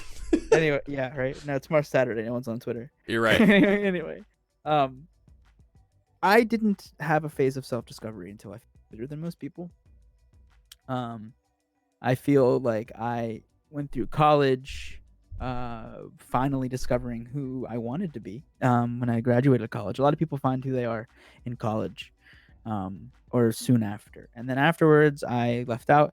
I lived with some guys for a while that was reckless, and then I moved into my parents, and then I bought a house with my wife. And I don't feel like I finally learned how to be a good version of me, or a good husband, or a good just a good person until I lived with my wife. I feel like I finally didn't realize that I'm being stupid in a lot of places until I had the perspective of somebody else that was different all the time. And everyone makes the joke, about ball and chain. I hate that shit. Like, anybody who says that is I don't know. I think it's a really shit perspective, dude. Yeah. I agree. I completely agree. That was a tangent. But anyway, as for self-discovery, like, I didn't really have clear, these are things that you shouldn't be doing, or these are bad habits that you're currently in, self-discovery, until I had somebody else that was not responsible for me, but able to speak up and has the right to do so. Right. And I've fallen short in a variety of ways.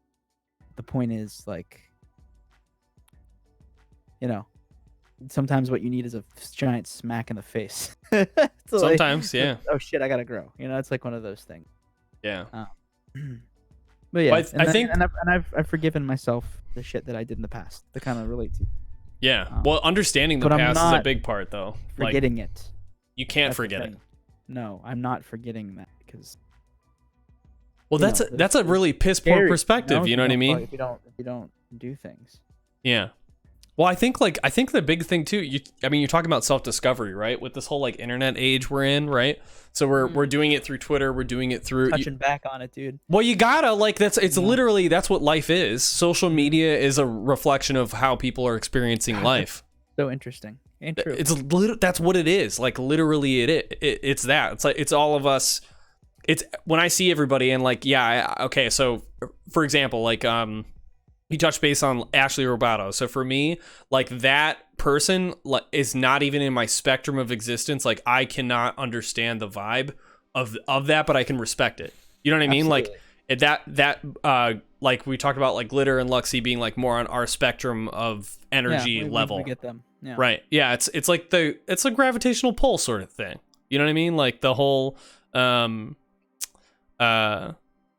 guess the way I explain it is it's sort of like the vibe level or energy level, to get rid of the like woo-woo bullshit around it, to explain it a little bit more, is we all have our own gravitational pull, and that pull is related to like the energy we're putting out. Yeah, and I'm on the same page. Yeah, and anybody who's like within the circle or within the gravitational pull, you have a stronger sense in surrounding, and as you grow and gain more experience or acclimate to your surroundings or get more mass or whatever, sometimes you'll leave that entire solar system and refresh or some shit. I don't know. It's just it's this whole like Twitch and Twitter thing it's almost like a fascinating behavioral experiment because, again, like social media has only been around for 12 fucking years. Yeah, absolutely. And all you're seeing is everybody express themselves in all these different spectrums, and like you can tell when people are inexperienced and you can tell when people are experienced, right? Based on how they interact with the platforms. Right. It's just like a showcase of that. I don't know. We talked about this before we started. I talked about how streamer Twitter has matured, like how it started here and now it's different now. How long have you been streaming? I since 2016, 17. Okay, same. I started March of 2016. So, maybe it was because of the social circle that I came from, but I remember Twitter being a lot different than it was even a year ago than it is now. It could have to do with who I've followed or who I've put into my current social circle. But I feel like streamer Twitter it's maturing. So like you can't do the things you used to do in the past. This is what we talked about in this context. How a lot of people had talk shows that were all the same. Like everyone's got the talk show with like the logo in the center, and like this is by no means a dunk on those people that have that. This works and it's a totally fine form. But like people do this. There's like a logo in the center, and then there's cameras around the outside, or they'll like have like a screen table with like a graphic. Long story short, like the logo's on there and there's like one scene, you know what I mean, that people sit and talk on. Static. Discord, and there's video chat happening. It's very similar to this, except much less dynamic. Yeah. Everyone did that, or at least had a phase of that when they were or whatever. And now if you're going to do that, it has to be unique, it has to be different. The talk show that streamers talk about streaming is tired. It's over, it's done, it's happened. Nobody can make that content anymore. That's what I mean by maturing, as in like these early ideas of, like you said, everyone does the same school project and you can see that a lot of effort went into it, but like you can't do that project anymore. Like it's done. Everyone's done it. They've had that assignment's done. We already did that. Right. Yes. New curriculum. Like, I feel like streamer Twitter. I fucking hate that phrase because it's just Twitter. Like, and then we're all streamers. It doesn't have, like, I don't know. I just have, it sits with me weird. Well, I think what you're. I mean, well, sorry. Go ahead. No, go ahead. I can hold on to what I have to say. I want to hear your tangent. I just wanted to, like, the streamer Twitter thing, like that name is a negative connotation. I agree. Most of the time. I agree. And that's maybe where my personal bias comes from. Yeah. I think like, I don't know, man. It just like Twitter is just Twitter. What changes streamer Twitter is the your timeline. Your timeline. If you're following all streamers, like, that's fucking, true. that's Twitter for you. You know what I mean? Like, yeah. So it's now. The term streamer Twitter is like harken like kind of like the similarities of like med Twitter and stuff like that. Like that's like a term people use. Like there's Black Twitter, med Twitter. Like those are all like phrases people use for communities on Twitter. Like communities of people. Right. So that's generally where the term streamer Twitter comes from. But it has been morphed into this term of like it's the bullshit, the advice tweets, the call outs, the dumb drama. That's streamer Twitter. You know, like it's kind of taken onto a negative way. At least that's my take on it. No, that's what it is. Anyway, as I was saying, I feel like we're now at a point as a streamer community or content creation, live content creation community, where there is a new formula to get the people to pay attention to you. There's a lot of formulaic. Formulaic, you got it.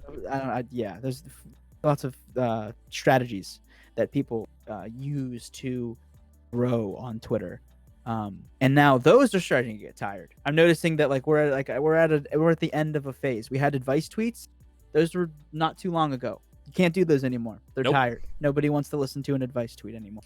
Then we had advice tweets about complaining about advice tweets. Now those are tired. That was a shorter phase, but those are tired now. Now we're at the complaining about things that other people are making phase. Everybody is doing that. Everyone's upset that you made this cute video, or that you made a video that's similar to it, it's making fun of that person. Like it's all just like takes on everyone else's shit or bad takes, Or now everyone's complaining and they're upset about things. I feel like a lot of people just have a lot of opinions right now. Yeah. Well, they're trying to express it in 240 characters. You know what I mean? Like it's how do you even articulate or have a conversation around it? And like, what does complaining do other than give you internet points? It doesn't do anything else, right? So maybe it's just because of who I follow, but I think a lot of content creators feel this way about the people that they follow, and that the way we all interact with each other is that currently, right now, there is a very weird film between how all of us interact. There's a very some of us are kind of assholes, some of us are trying to be clever, some of us are deadpan. We all have a specific voice, and everyone's fucking screaming at each other. Right? Like there's a lot of people having the same conversations. Well, they're not even having conversations. They're literally just like it's like we were talking about with the school projects. It's a regurgitation of a thing, and it's almost like they're completely unaware that that's actually happening. Tweets, like hashtag streamers is now a meme, but wasn't for a period of time. Like or hashtag small streamers, same thing. Yeah, like it's this fucking thing. Well, okay, so I got a question for you. So do you think that we are outgrowing this shit?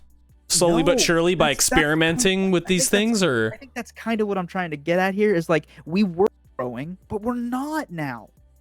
I'm not trying to be holier than that, but I've recently kind of like given myself this idea of like I'm done replying to dumbass tweets. I'm done quote retweeting with a funny phrase. I'm done with that. Like that is so last year. Let's move forward and all like have real conversations, talk about things that matter. Like I've been trying to share more stories or situations or retweets that are like focused on current topics and actually like talk about them, engage with me. Like I've been talking with a lot of people about racism and like coded racism, or I've been talking with people about what's some of the things that I'm discussing, like technical shit. I'll talk to people about technical streaming stuff. I'm just trying to like move back to the point when Twitter was actually interesting and not just looking for the next juicy drop of drama. Like I'm tired of that. Dude, you're not the only one. People, and I'm getting really frustrated, and a lot of my friends, I'm actually like starting to get passionate about this. Go ahead. Yeah, go for it.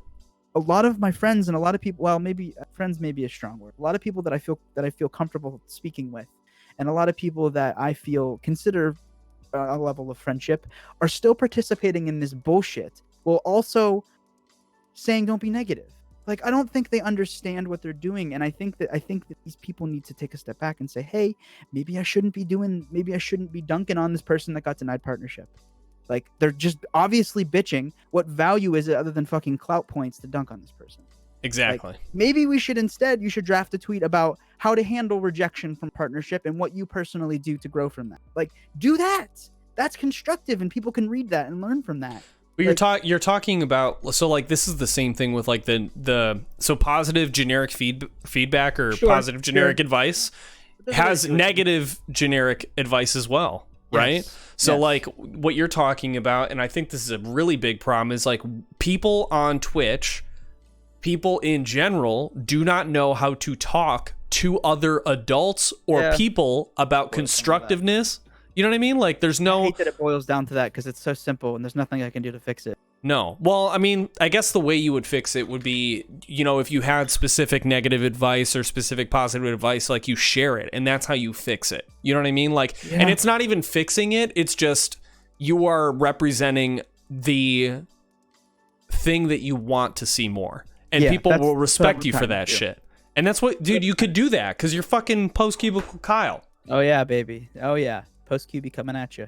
Dude, for real. Like, I mean, I've like, I don't know. This is a really inspiring conversation for me because like I kind of took a backpedal to that whole perspective of like trying to give constructive feedback on people I don't know, right? Yeah. But it's like if I don't know the person, that's one thing. But if you are putting out a tweet or ignorant like idea or whatever, it's like, well, you know, hey, you put it out into the world, right? Right. So I'm from the world. Hello. Like, yeah, exactly. If you didn't want anybody to engage with this, why did you put it out? Sure. Right. Yeah, so worst case scenario, I get blocked for just like talking to somebody or trying to engage in combo. Here's the thing. I could make a tweet right now that's like, and I hate saying this because I'm like, people will get upset because people that I know that I'm close with have tweeted this. And like, this isn't an attack on you. I understand what you're doing comes from a good spot. but think about what you're doing. You know what I'm saying? So like someone will tweet, I love the men that say not all men. Thank you for what you're doing. Like, fucking course. Like, I don't know how to like. It's obvious. I don't know how to be any like nicer about it, or like any more or like any. I don't know how to phrase it other than to say like, yes, okay. Okay. Yes. Can we have a conversation about this? Or are you just stating the thing that everybody that you know agrees with, currently follows you agrees with? Yeah. So here's the thing. I people will call me a hypocrite because I recently tweeted about an interaction I had in the You cut out a bit. I think it might be your sorry. I'm up close and personal now. Okay.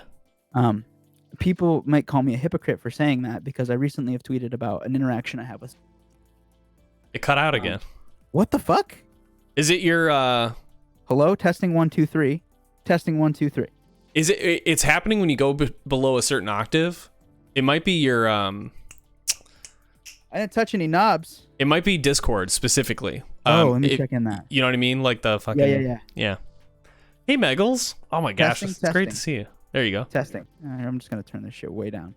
Okay, there you go. I think we're good now. Yeah, testing 1 2 3. Testing 1 2 3. Yeah. Okay, good. So people may call me a hypocrite for speaking my opinion that I recently did on Super Agreeable Opinions. Because of recent tweets, I recently made a tweet about an interaction I had with some men in an elevator. They made a very sexist comment. But I think, and this comes off self-righteous, but I hope people understand what I'm saying.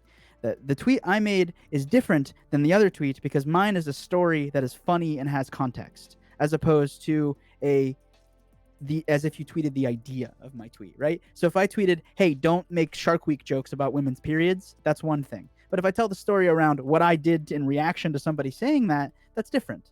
Right. Am I incorrect or am I...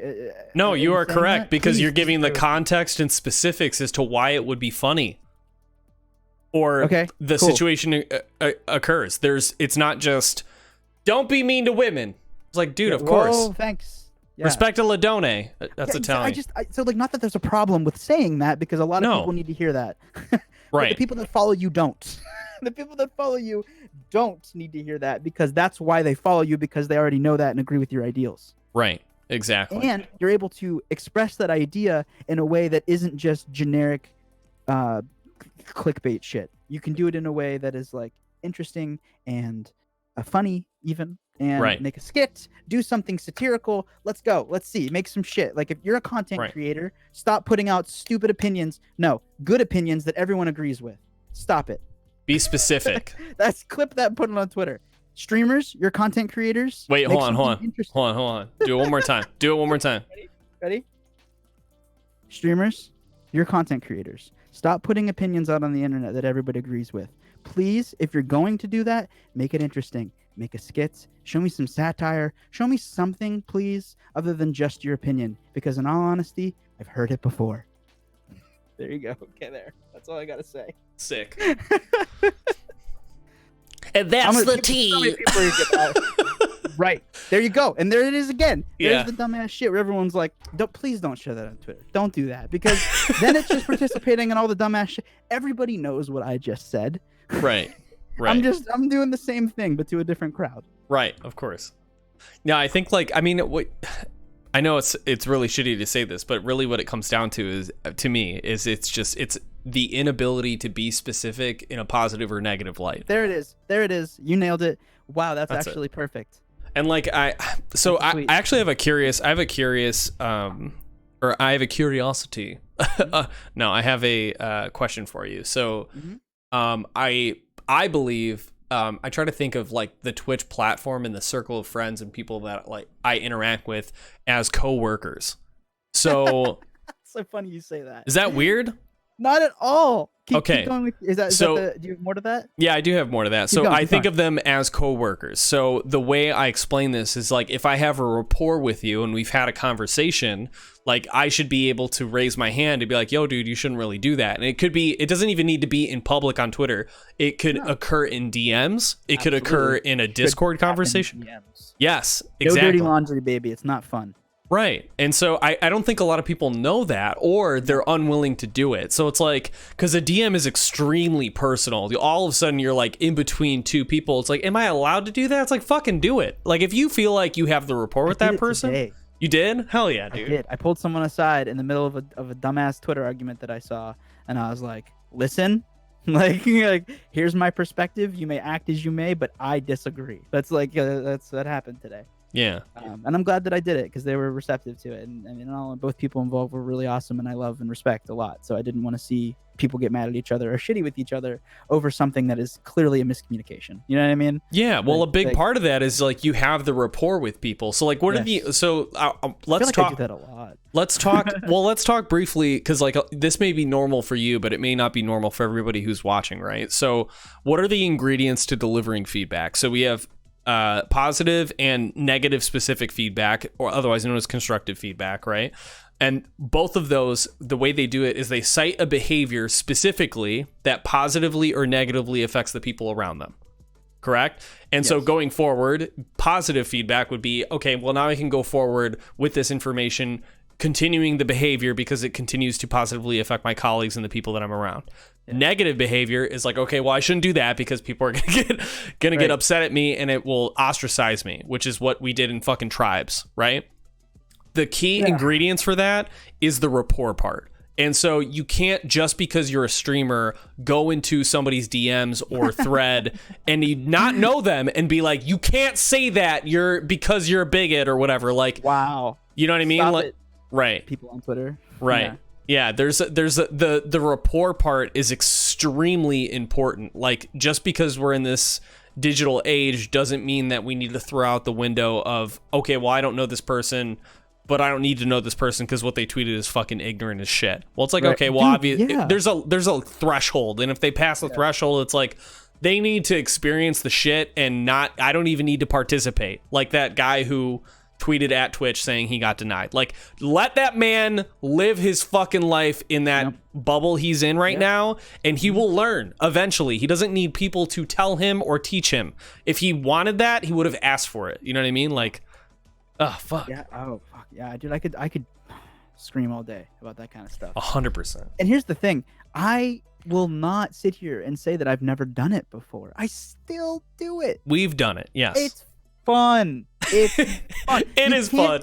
You can't pretend that it isn't fun to sometimes sit on an intellectual arc and say, you're fucking stupid. And a lot of people go, yes, he is. Like, that feels good. Like, you can't deny that. It's a small little roast and it feels good. Yeah. And, oh man, okay, well, people, okay, this is good. This is good. Let's keep this rolling. I'm liking this. But I lost. I had a train of thought. What were you saying before I said that? I'm so sorry. Oh, I was just saying the ingredients for like providing feedback. Oh, yes. And I just explained like positive, negative, specific feedback and rapport, like the important part of like being able to do that and improve a situation. Because I think, well, here's another thing, right? So the negative specific and positive specific feedback, both of those things lead to a positive outcome. Does that make sense?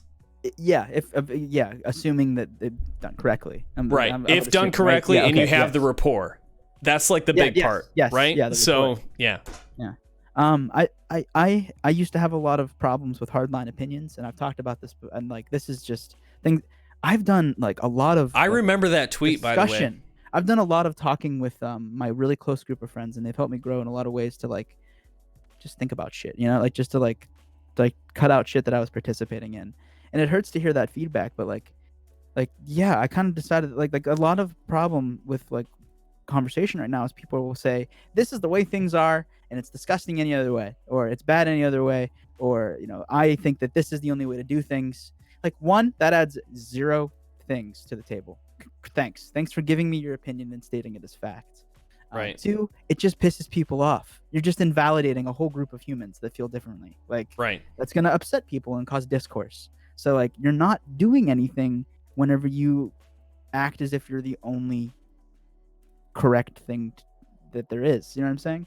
And this ties back into the rapport, where like when you have a conversation with someone and you go give them feedback, if it's something that is like emotionally charged, given like two people fighting on Twitter, it's important to understand that person's perspective, I think, and just kind of take a second to say, okay, they're clearly feeling an emotion that's real to them. Why are they feeling that?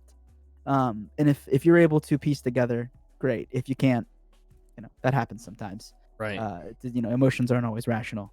No, they're rarely ever rational. Like when I can think of like a million breakups where where was I a rational human being? No. There's just so many factors that affect a person's mood, right? So if someone comes at you with a shitty hardline stance, like take a second and say, okay, this person's clearly emotional about this and pissed off, and there's something that's making them feel that way. And like maybe right now might not be the best time for me to give them my thoughts and opinions. Right. And I just kind of wait a little bit. That's something that I've recently been really shitty at and trying to learn. Knowing when to give feedback is a really big part of feedback. It's a tough one for me. Yeah. I'm the kind of person where if someone says they have something, you better give it to me now, or I'm going to be anxious about it for a while. So I don't, having not lived that life, I don't know that perspective. So yeah, but you can understand, like, I mean, I don't know. It's one of those things where if when you are comfortable, like if somebody was like, dude, I want to talk to you about this, but like about this specific thing, but I don't think now's a good time because of whatever emotional thing, like that makes it even worse. You know what I mean? If I see heated emotions, I generally will come to the person with, hey, are you comfortable speaking about this right now? Yeah. That's like question one. Like, and actually I do that. You're talking about asking permission. You're asking permission. Yeah, essentially. Yeah. I just kind of like, and if they like come at me with a big heated opinion and then say yes, I'll say maybe later. It's a good way for like, as someone on the outside looking in to and this is specifically like, I feel like this is essentially useful as a mediator. It's a good way to like kind of step in between someone and the situation and just say, got a second? Like different perspective, maybe like for half a second before this turns into something that it shouldn't be. Right. Well, I think like, I mean, you touched a part that I almost forgot too about feedback was like the permission piece. Right. Because you can't just start talking to somebody. And I know this because I'm dumb and don't know how to listen to it. People don't give a shit what you have to say, Kyle. 100%. Yeah. For sure. That's a big one. As wrong as they may be. That was a joke. I told Kyle. Gandalf said. Yeah, that's a really big one. Butt shoes. I agree. Also, welcome in, dude. Good to see you. I get. Yeah. Every day. That's interesting. That's an interesting situation. I am not a huge content creator, and I have established conversations going with people in my DMs currently, like groups and specific people that I talk to on a daily basis, whether it be about drama or, as a venting session, this or that. But aside from that, I really don't. I get a DM maybe like once or twice a month from like a request. I don't know. Do you get more? I'm sure women get.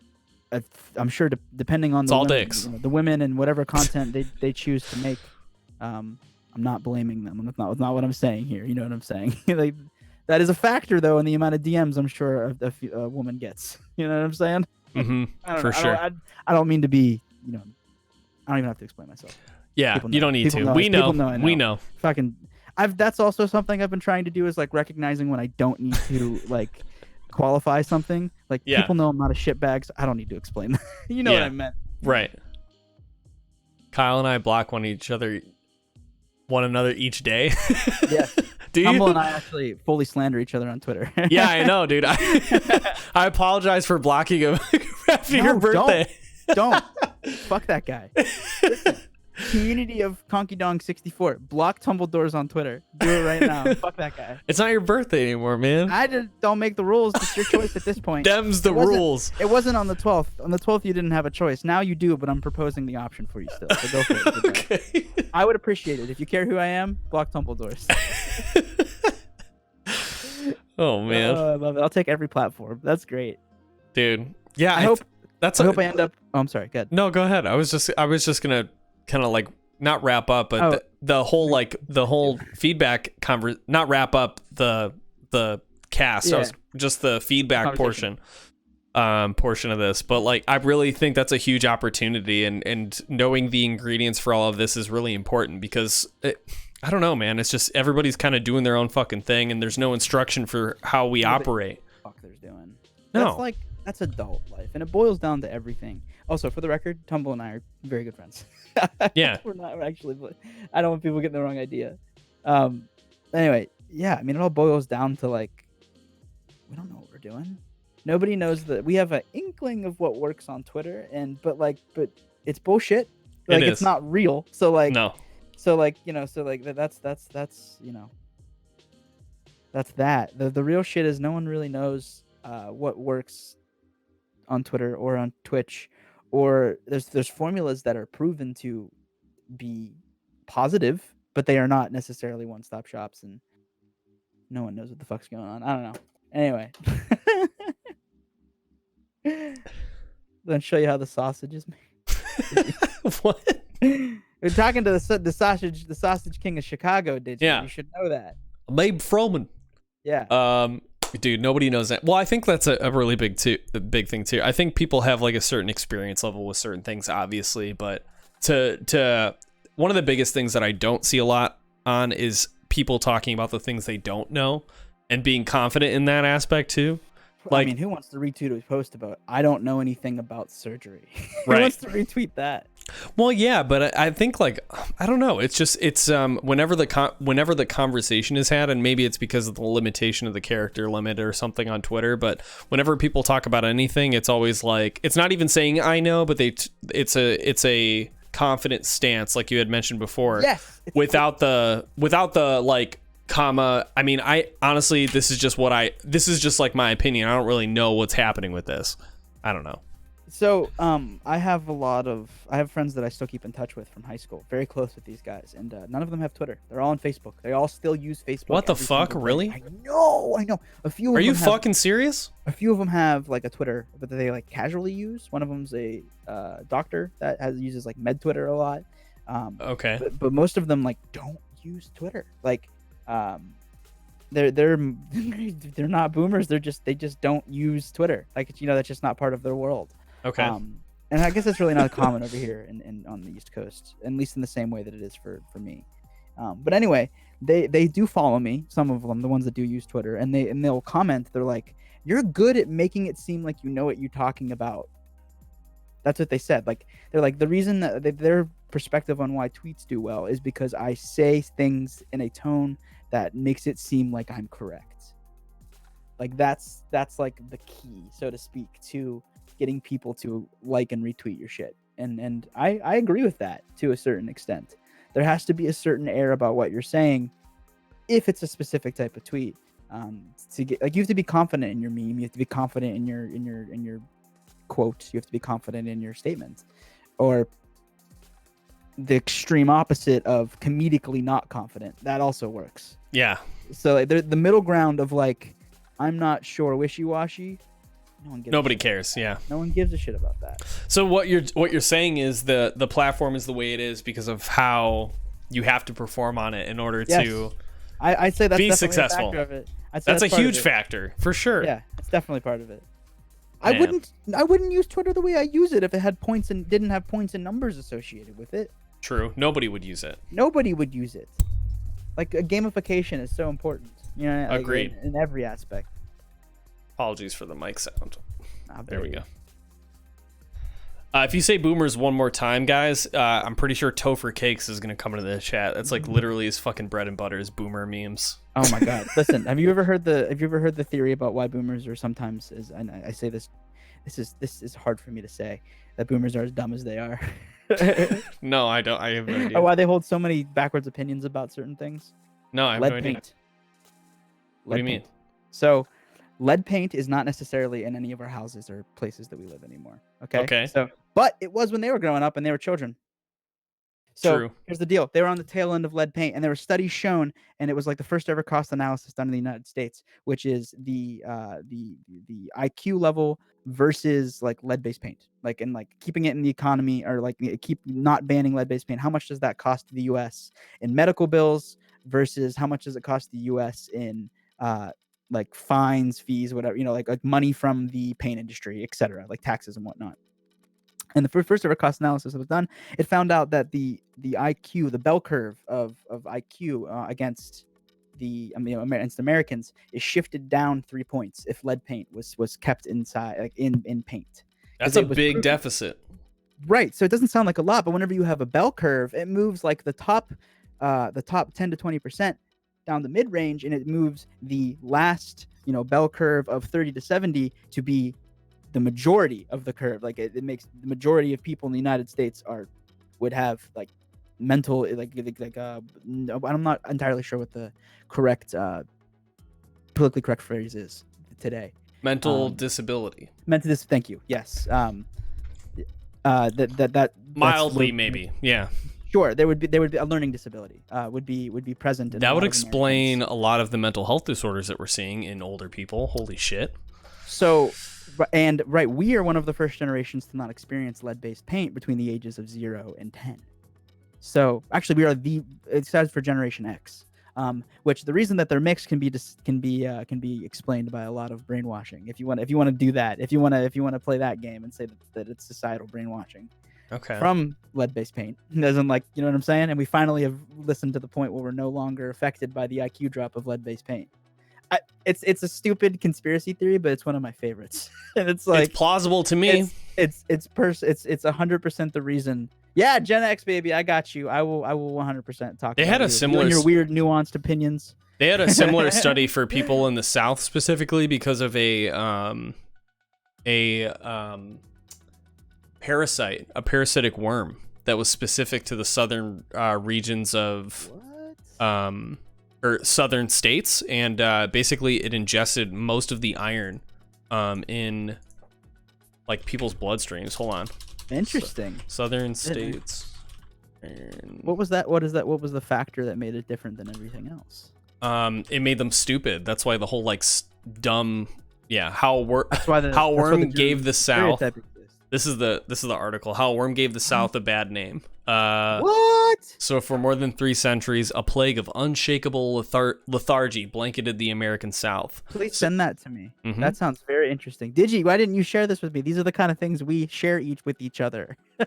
That's very interesting. Dude. And I guess that guy would explain why the Southern accent has a negative or stupid connotation. Can you just like type something in chat so I can whisper it to you, since I don't want to exit the DM and Discord? Yeah, no problem. I never use whispers on Twitch. That's funny. Oh, dude, I watched The Boys, by the way. What a fucking crazy show that is. I wanted to talk about that before we left. Oh, 100%. Yeah. Boys you watched the full first episode, or? I watched I'm like 7 episodes in, I think. Almost, no, 6 episodes, 6 or 5 or 6 episodes in. Oh my god, dude. We'll talk whenever it's over. Yeah. What an interesting take though on all of that. I haven't I just got to the point where they like found out the compound, like, and that there was like babies. I don't want to spoil it for people in chat. Oh yeah, but, sorry guys. Yeah. That's okay. It's okay.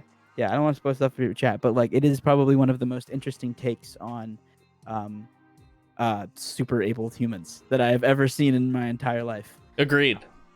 It's very real. I don't know how to explain it. It's very like, it really invokes the emotions of helplessness as someone that is not super abled. 100%. It makes me think, oh my god, if I lived in that world, I would be Butcher. I would be the guy that just has like a personal vendetta against the system and everything that's wrong with it. Like, because I currently do. I just don't own weapons. So that came across very distastefully. No, it's fine. I enjoyed it. But like, fuck all of that like imperfect system. This is the way it is. Garbage. Fuck all of that. Yeah, man. Like that show just upsets me and like invigorates me at a core level. Yeah. Well, I mean, like, I don't know, dude. It's really it's kind of metaphorical in a way too, because it's all corporate and fucking corporate control. And I hate the man. I hate the man. Agreed. More than anything. It's frustrating to be like, I don't know, dude. It's just, it's advertisements and in the world we live in. Like, I I could easily, I guess, because I could see that happening so easily. Easily happening. That's probably like the most the coolest thing about the show is it makes everything very plausible because it uses the construct of which we exist right now. Scene. Oh, the opening absolutely scene, fucking nuts. It tore me apart, and then I was like, oh my god, that happens. Yeah, it happens. Ah, yep. Like, and then you think about the fact that like not only does it happen like in that world, it happens in our world. Yes, just in a different way. It completely different way. Happens. Yes. Oh, it's infuriating. Extremely. Another thing, I guess, if we're on this, Orange is the New Black. I haven't seen any of it. Okay, I'm not gonna give you spoilers, but I would like to discuss at least one thing that it touches, if that's okay. Yeah. It touches on the immigration issues that we're currently having. Okay. And it touches on them in a satirical way, but it really fucking does a good job of like showing you this is fucking happening. Like, yes, we are making a joke right now, but like you need to, like, it like sits you down, stares you in the eyeballs. You want to get real close to my face, you can. And it's just like, there are people disappearing in the United States that have lives and families here just because someone said they shouldn't have came here illegally. Like, that is happening, and it like is, it made me fucking cry. Like, it was terrifying to like see that and know that I can't do anything about it, and like just like fuck the system, fuck it. I don't know. Vote, goddammit. Yeah, vote. Do your research and vote, please. Well, to be honest, like, I mean, we can get into this a little bit because like I know you got like I'm comfortable to a certain extent, I guess. I don't have a whole lot of knowledge in this. So like maybe this will be really great for me, like learning from you. Sure. But for me, like this is for over the past 2 years, or well, more than 2 years now. It's been this has been like the awakening to me of like the American people and understanding what the system is doing and how it's operating and like who the people are involved with. And I'm actually very curious about this because a lot of people have different opinions about our current president and all that shit. Like we can all I feel like a majority of people agree like idiocracy and like all this other shit is part of it. Sure. But the thing that I'm noticing that I'm very like happy about is just the conversation around politics and talking about politics and being involved in politics, and like it's not just I'm not a political person. Like that conversation was like 3 or 4 years ago, and now it's not even a fucking thing on the table. As the American people had the fucking privilege to not give a shit about politics. Exactly. Let's talk about that. Like, Jesus Christ. And I think, and I'll say this. I think a lot of people, and I know that I have people that are close to me that feel differently, and I have a personal bias with this, because my parents are these specific types of people. People that voted for our current president didn't realize that things that to them didn't matter need to matter. Like they were ignorant they were ignorant of the fact that's I don't know how to explain this. I just want to say they were ignorant. A lot of people were just of the repercussions. Stupid. You mean? Yes, a lot of people were stupid, but I think a lot of people are just ignorant of the fact that like, you dumbass, this is your fault. Like you like look at what you're looking at here and get over your petty vindication against a specific family, like or person, right? And like understand that you are putting someone in office that has a horrible human track record. Like they weren't taught to think that way. They were taught to think that this person has accomplished this, they've accomplished this, you know, or they've shown this to the world, and they have these responsibilities. Like we as American people, and I'll be honest, white American people weren't taught to look at the fucking like bad shit, right, and like say, oh, they have a very long track history of being a bad person. Right. Yes, they've accomplished a lot of things, but like they're fucking terrible people. Mm-hmm. And we need white people need to go, we shouldn't support that person.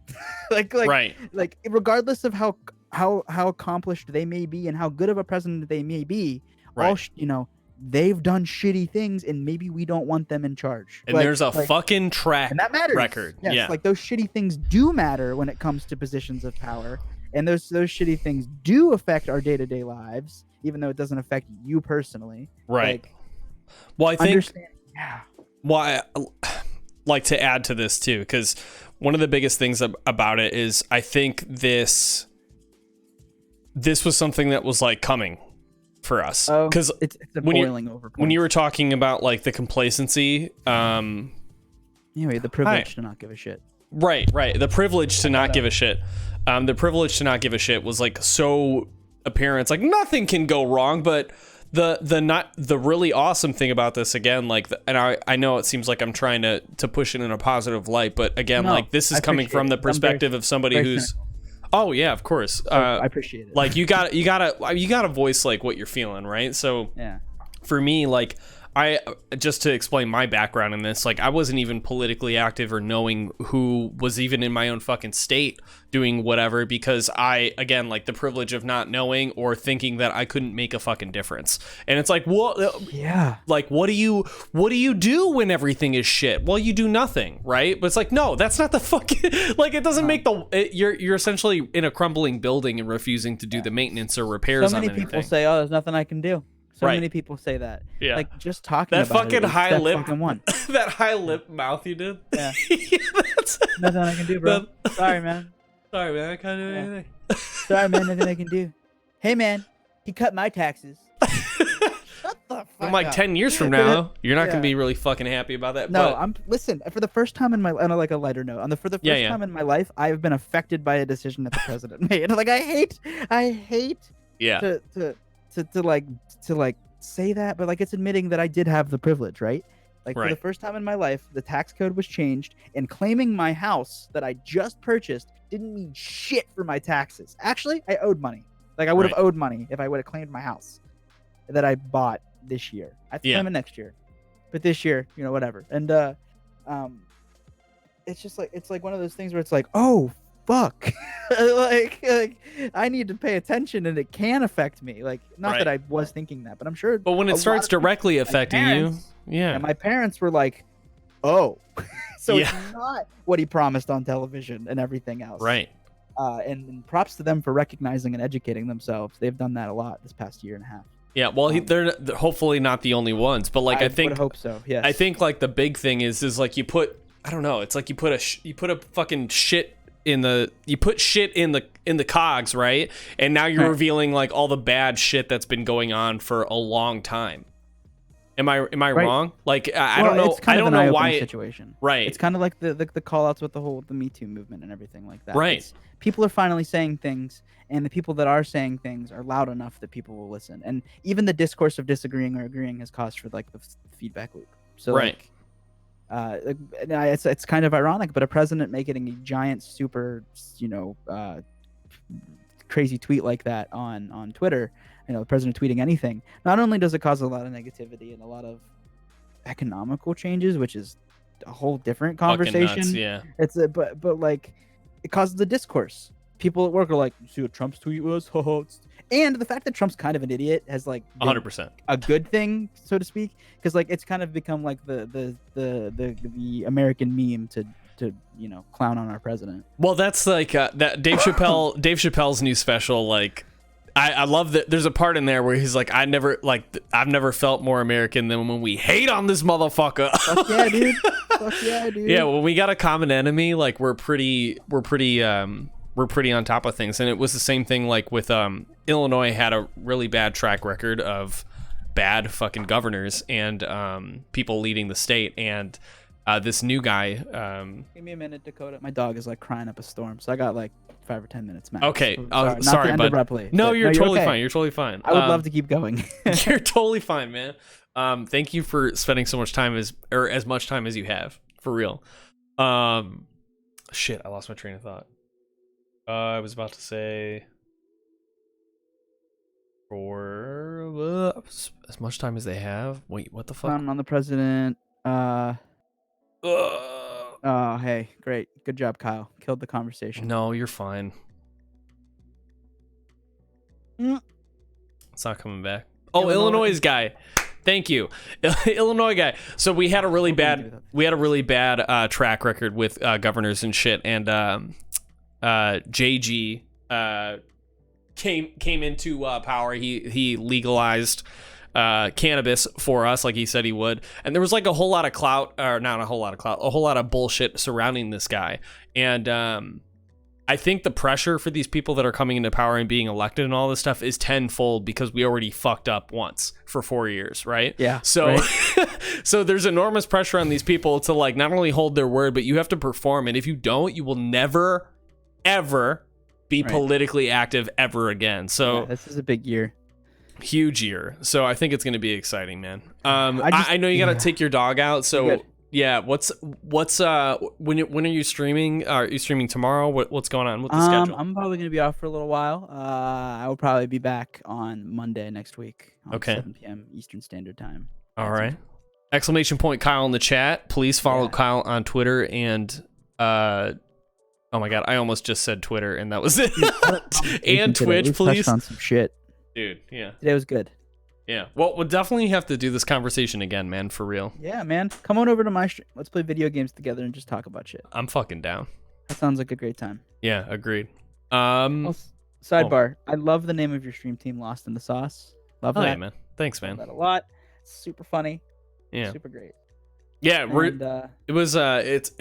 it's still just like a fucking huge community of people. The way we explain it is like it's not just drinking, obviously. It's you get lost in the flavors of different people's personalities, so there's a whole bunch of I get that. Yeah. Yeah. Already follow Kyle? Hell yeah, Meggles. All right, guys. Great, man. Kyle, thank you so much for being on the show. I know you got to take your dog out. Go ahead and get out of here, man. I will close it out. No, I'm good. I'm good. She'll be fine. Okay. But yeah. Anyway, I'll just say a real quick piece. Thank you guys for having me. This was great. Thank you for talking with me, Mr. Dong, if I may. Of course. First off, Mr. Dong, that's his name. This was a great conversation, dude. This was awesome. Therapeutic because I'm loving to bitch about a lot of stuff. It's good to know that there's people out there that like understand what I'm saying but aren't as vocal. Not that that's a bad thing at all. Sure. But like, I talk a lot with my friends about the opinions that I held today, and sometimes I feel like there's not a lot of people that talk about that kind of shit or give a shit about that kind of stuff. It's good to know that the other people at least can see where I'm coming from, and that maybe like it's I guess maybe it is time to say something.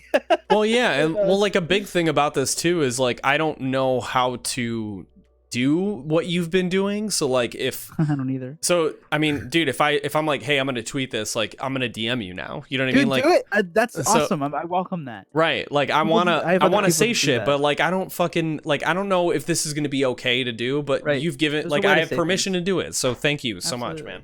Yeah. All right, get out of here. I can hear your dog whining in the background, dude. I know. Thank you for having me, everybody. Bye. Yeah. Bye.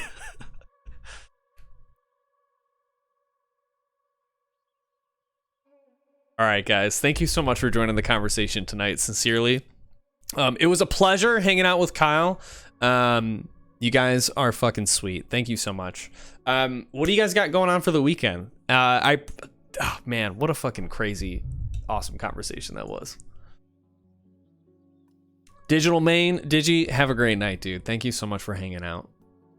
Mr. Dong, I like these eyeballs in the mouth. That's super funny. Blonde Avocado, thank you so much for the follow. Satan, thank you for the host. Captain Quench, thank you for the follow. Here on the Horizon, I appreciate the sharing of your own personal, like what you've been going through and stuff. Really appreciate it, man. V Kid, thank you for the tier 1 sub. Soul Knight, thank you so much for the follow. Digi, thank you. Travis, dude, thank you for the follow, my guy. Oh yeah. Oh, hi there, Working Chef. Yo, dude. Thank you for the follow. It's 10 o'clock. It's Friday night. Man,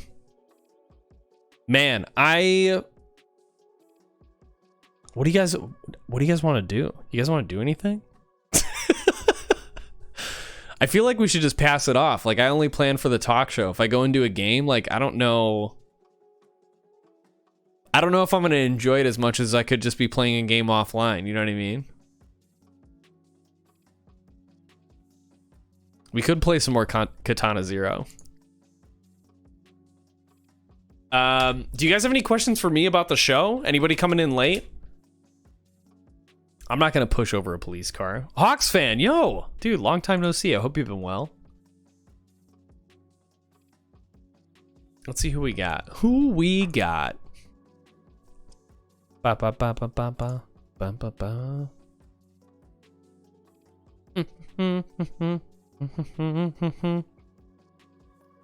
Okay, let's do this. I need to grab some food. I think I'm gonna do that. If I continue to stream, I don't think I'm gonna put on a good show with you guys without Kyle here. So let's pass it off to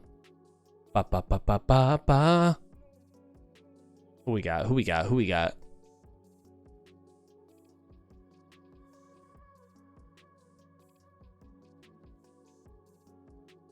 Granny Simulator?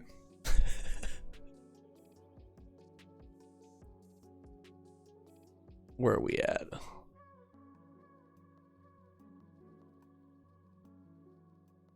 Dude, okay, so we're gonna pass it off to Decker. The Decker rated me yesterday. He's rated me like multiple times. He's a super chill dude.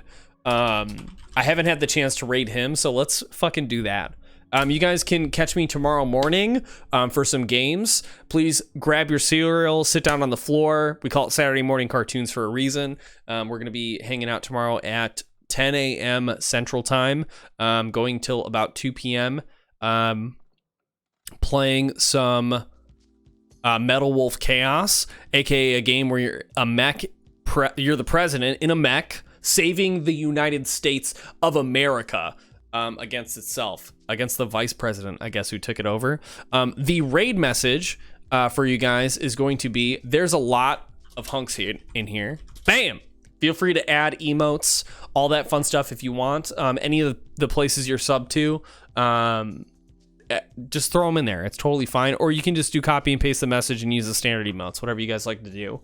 I will see you guys tomorrow morning. All right? I hope you guys have a great Friday night. I love ya. Oops. I fucked up. I love ya.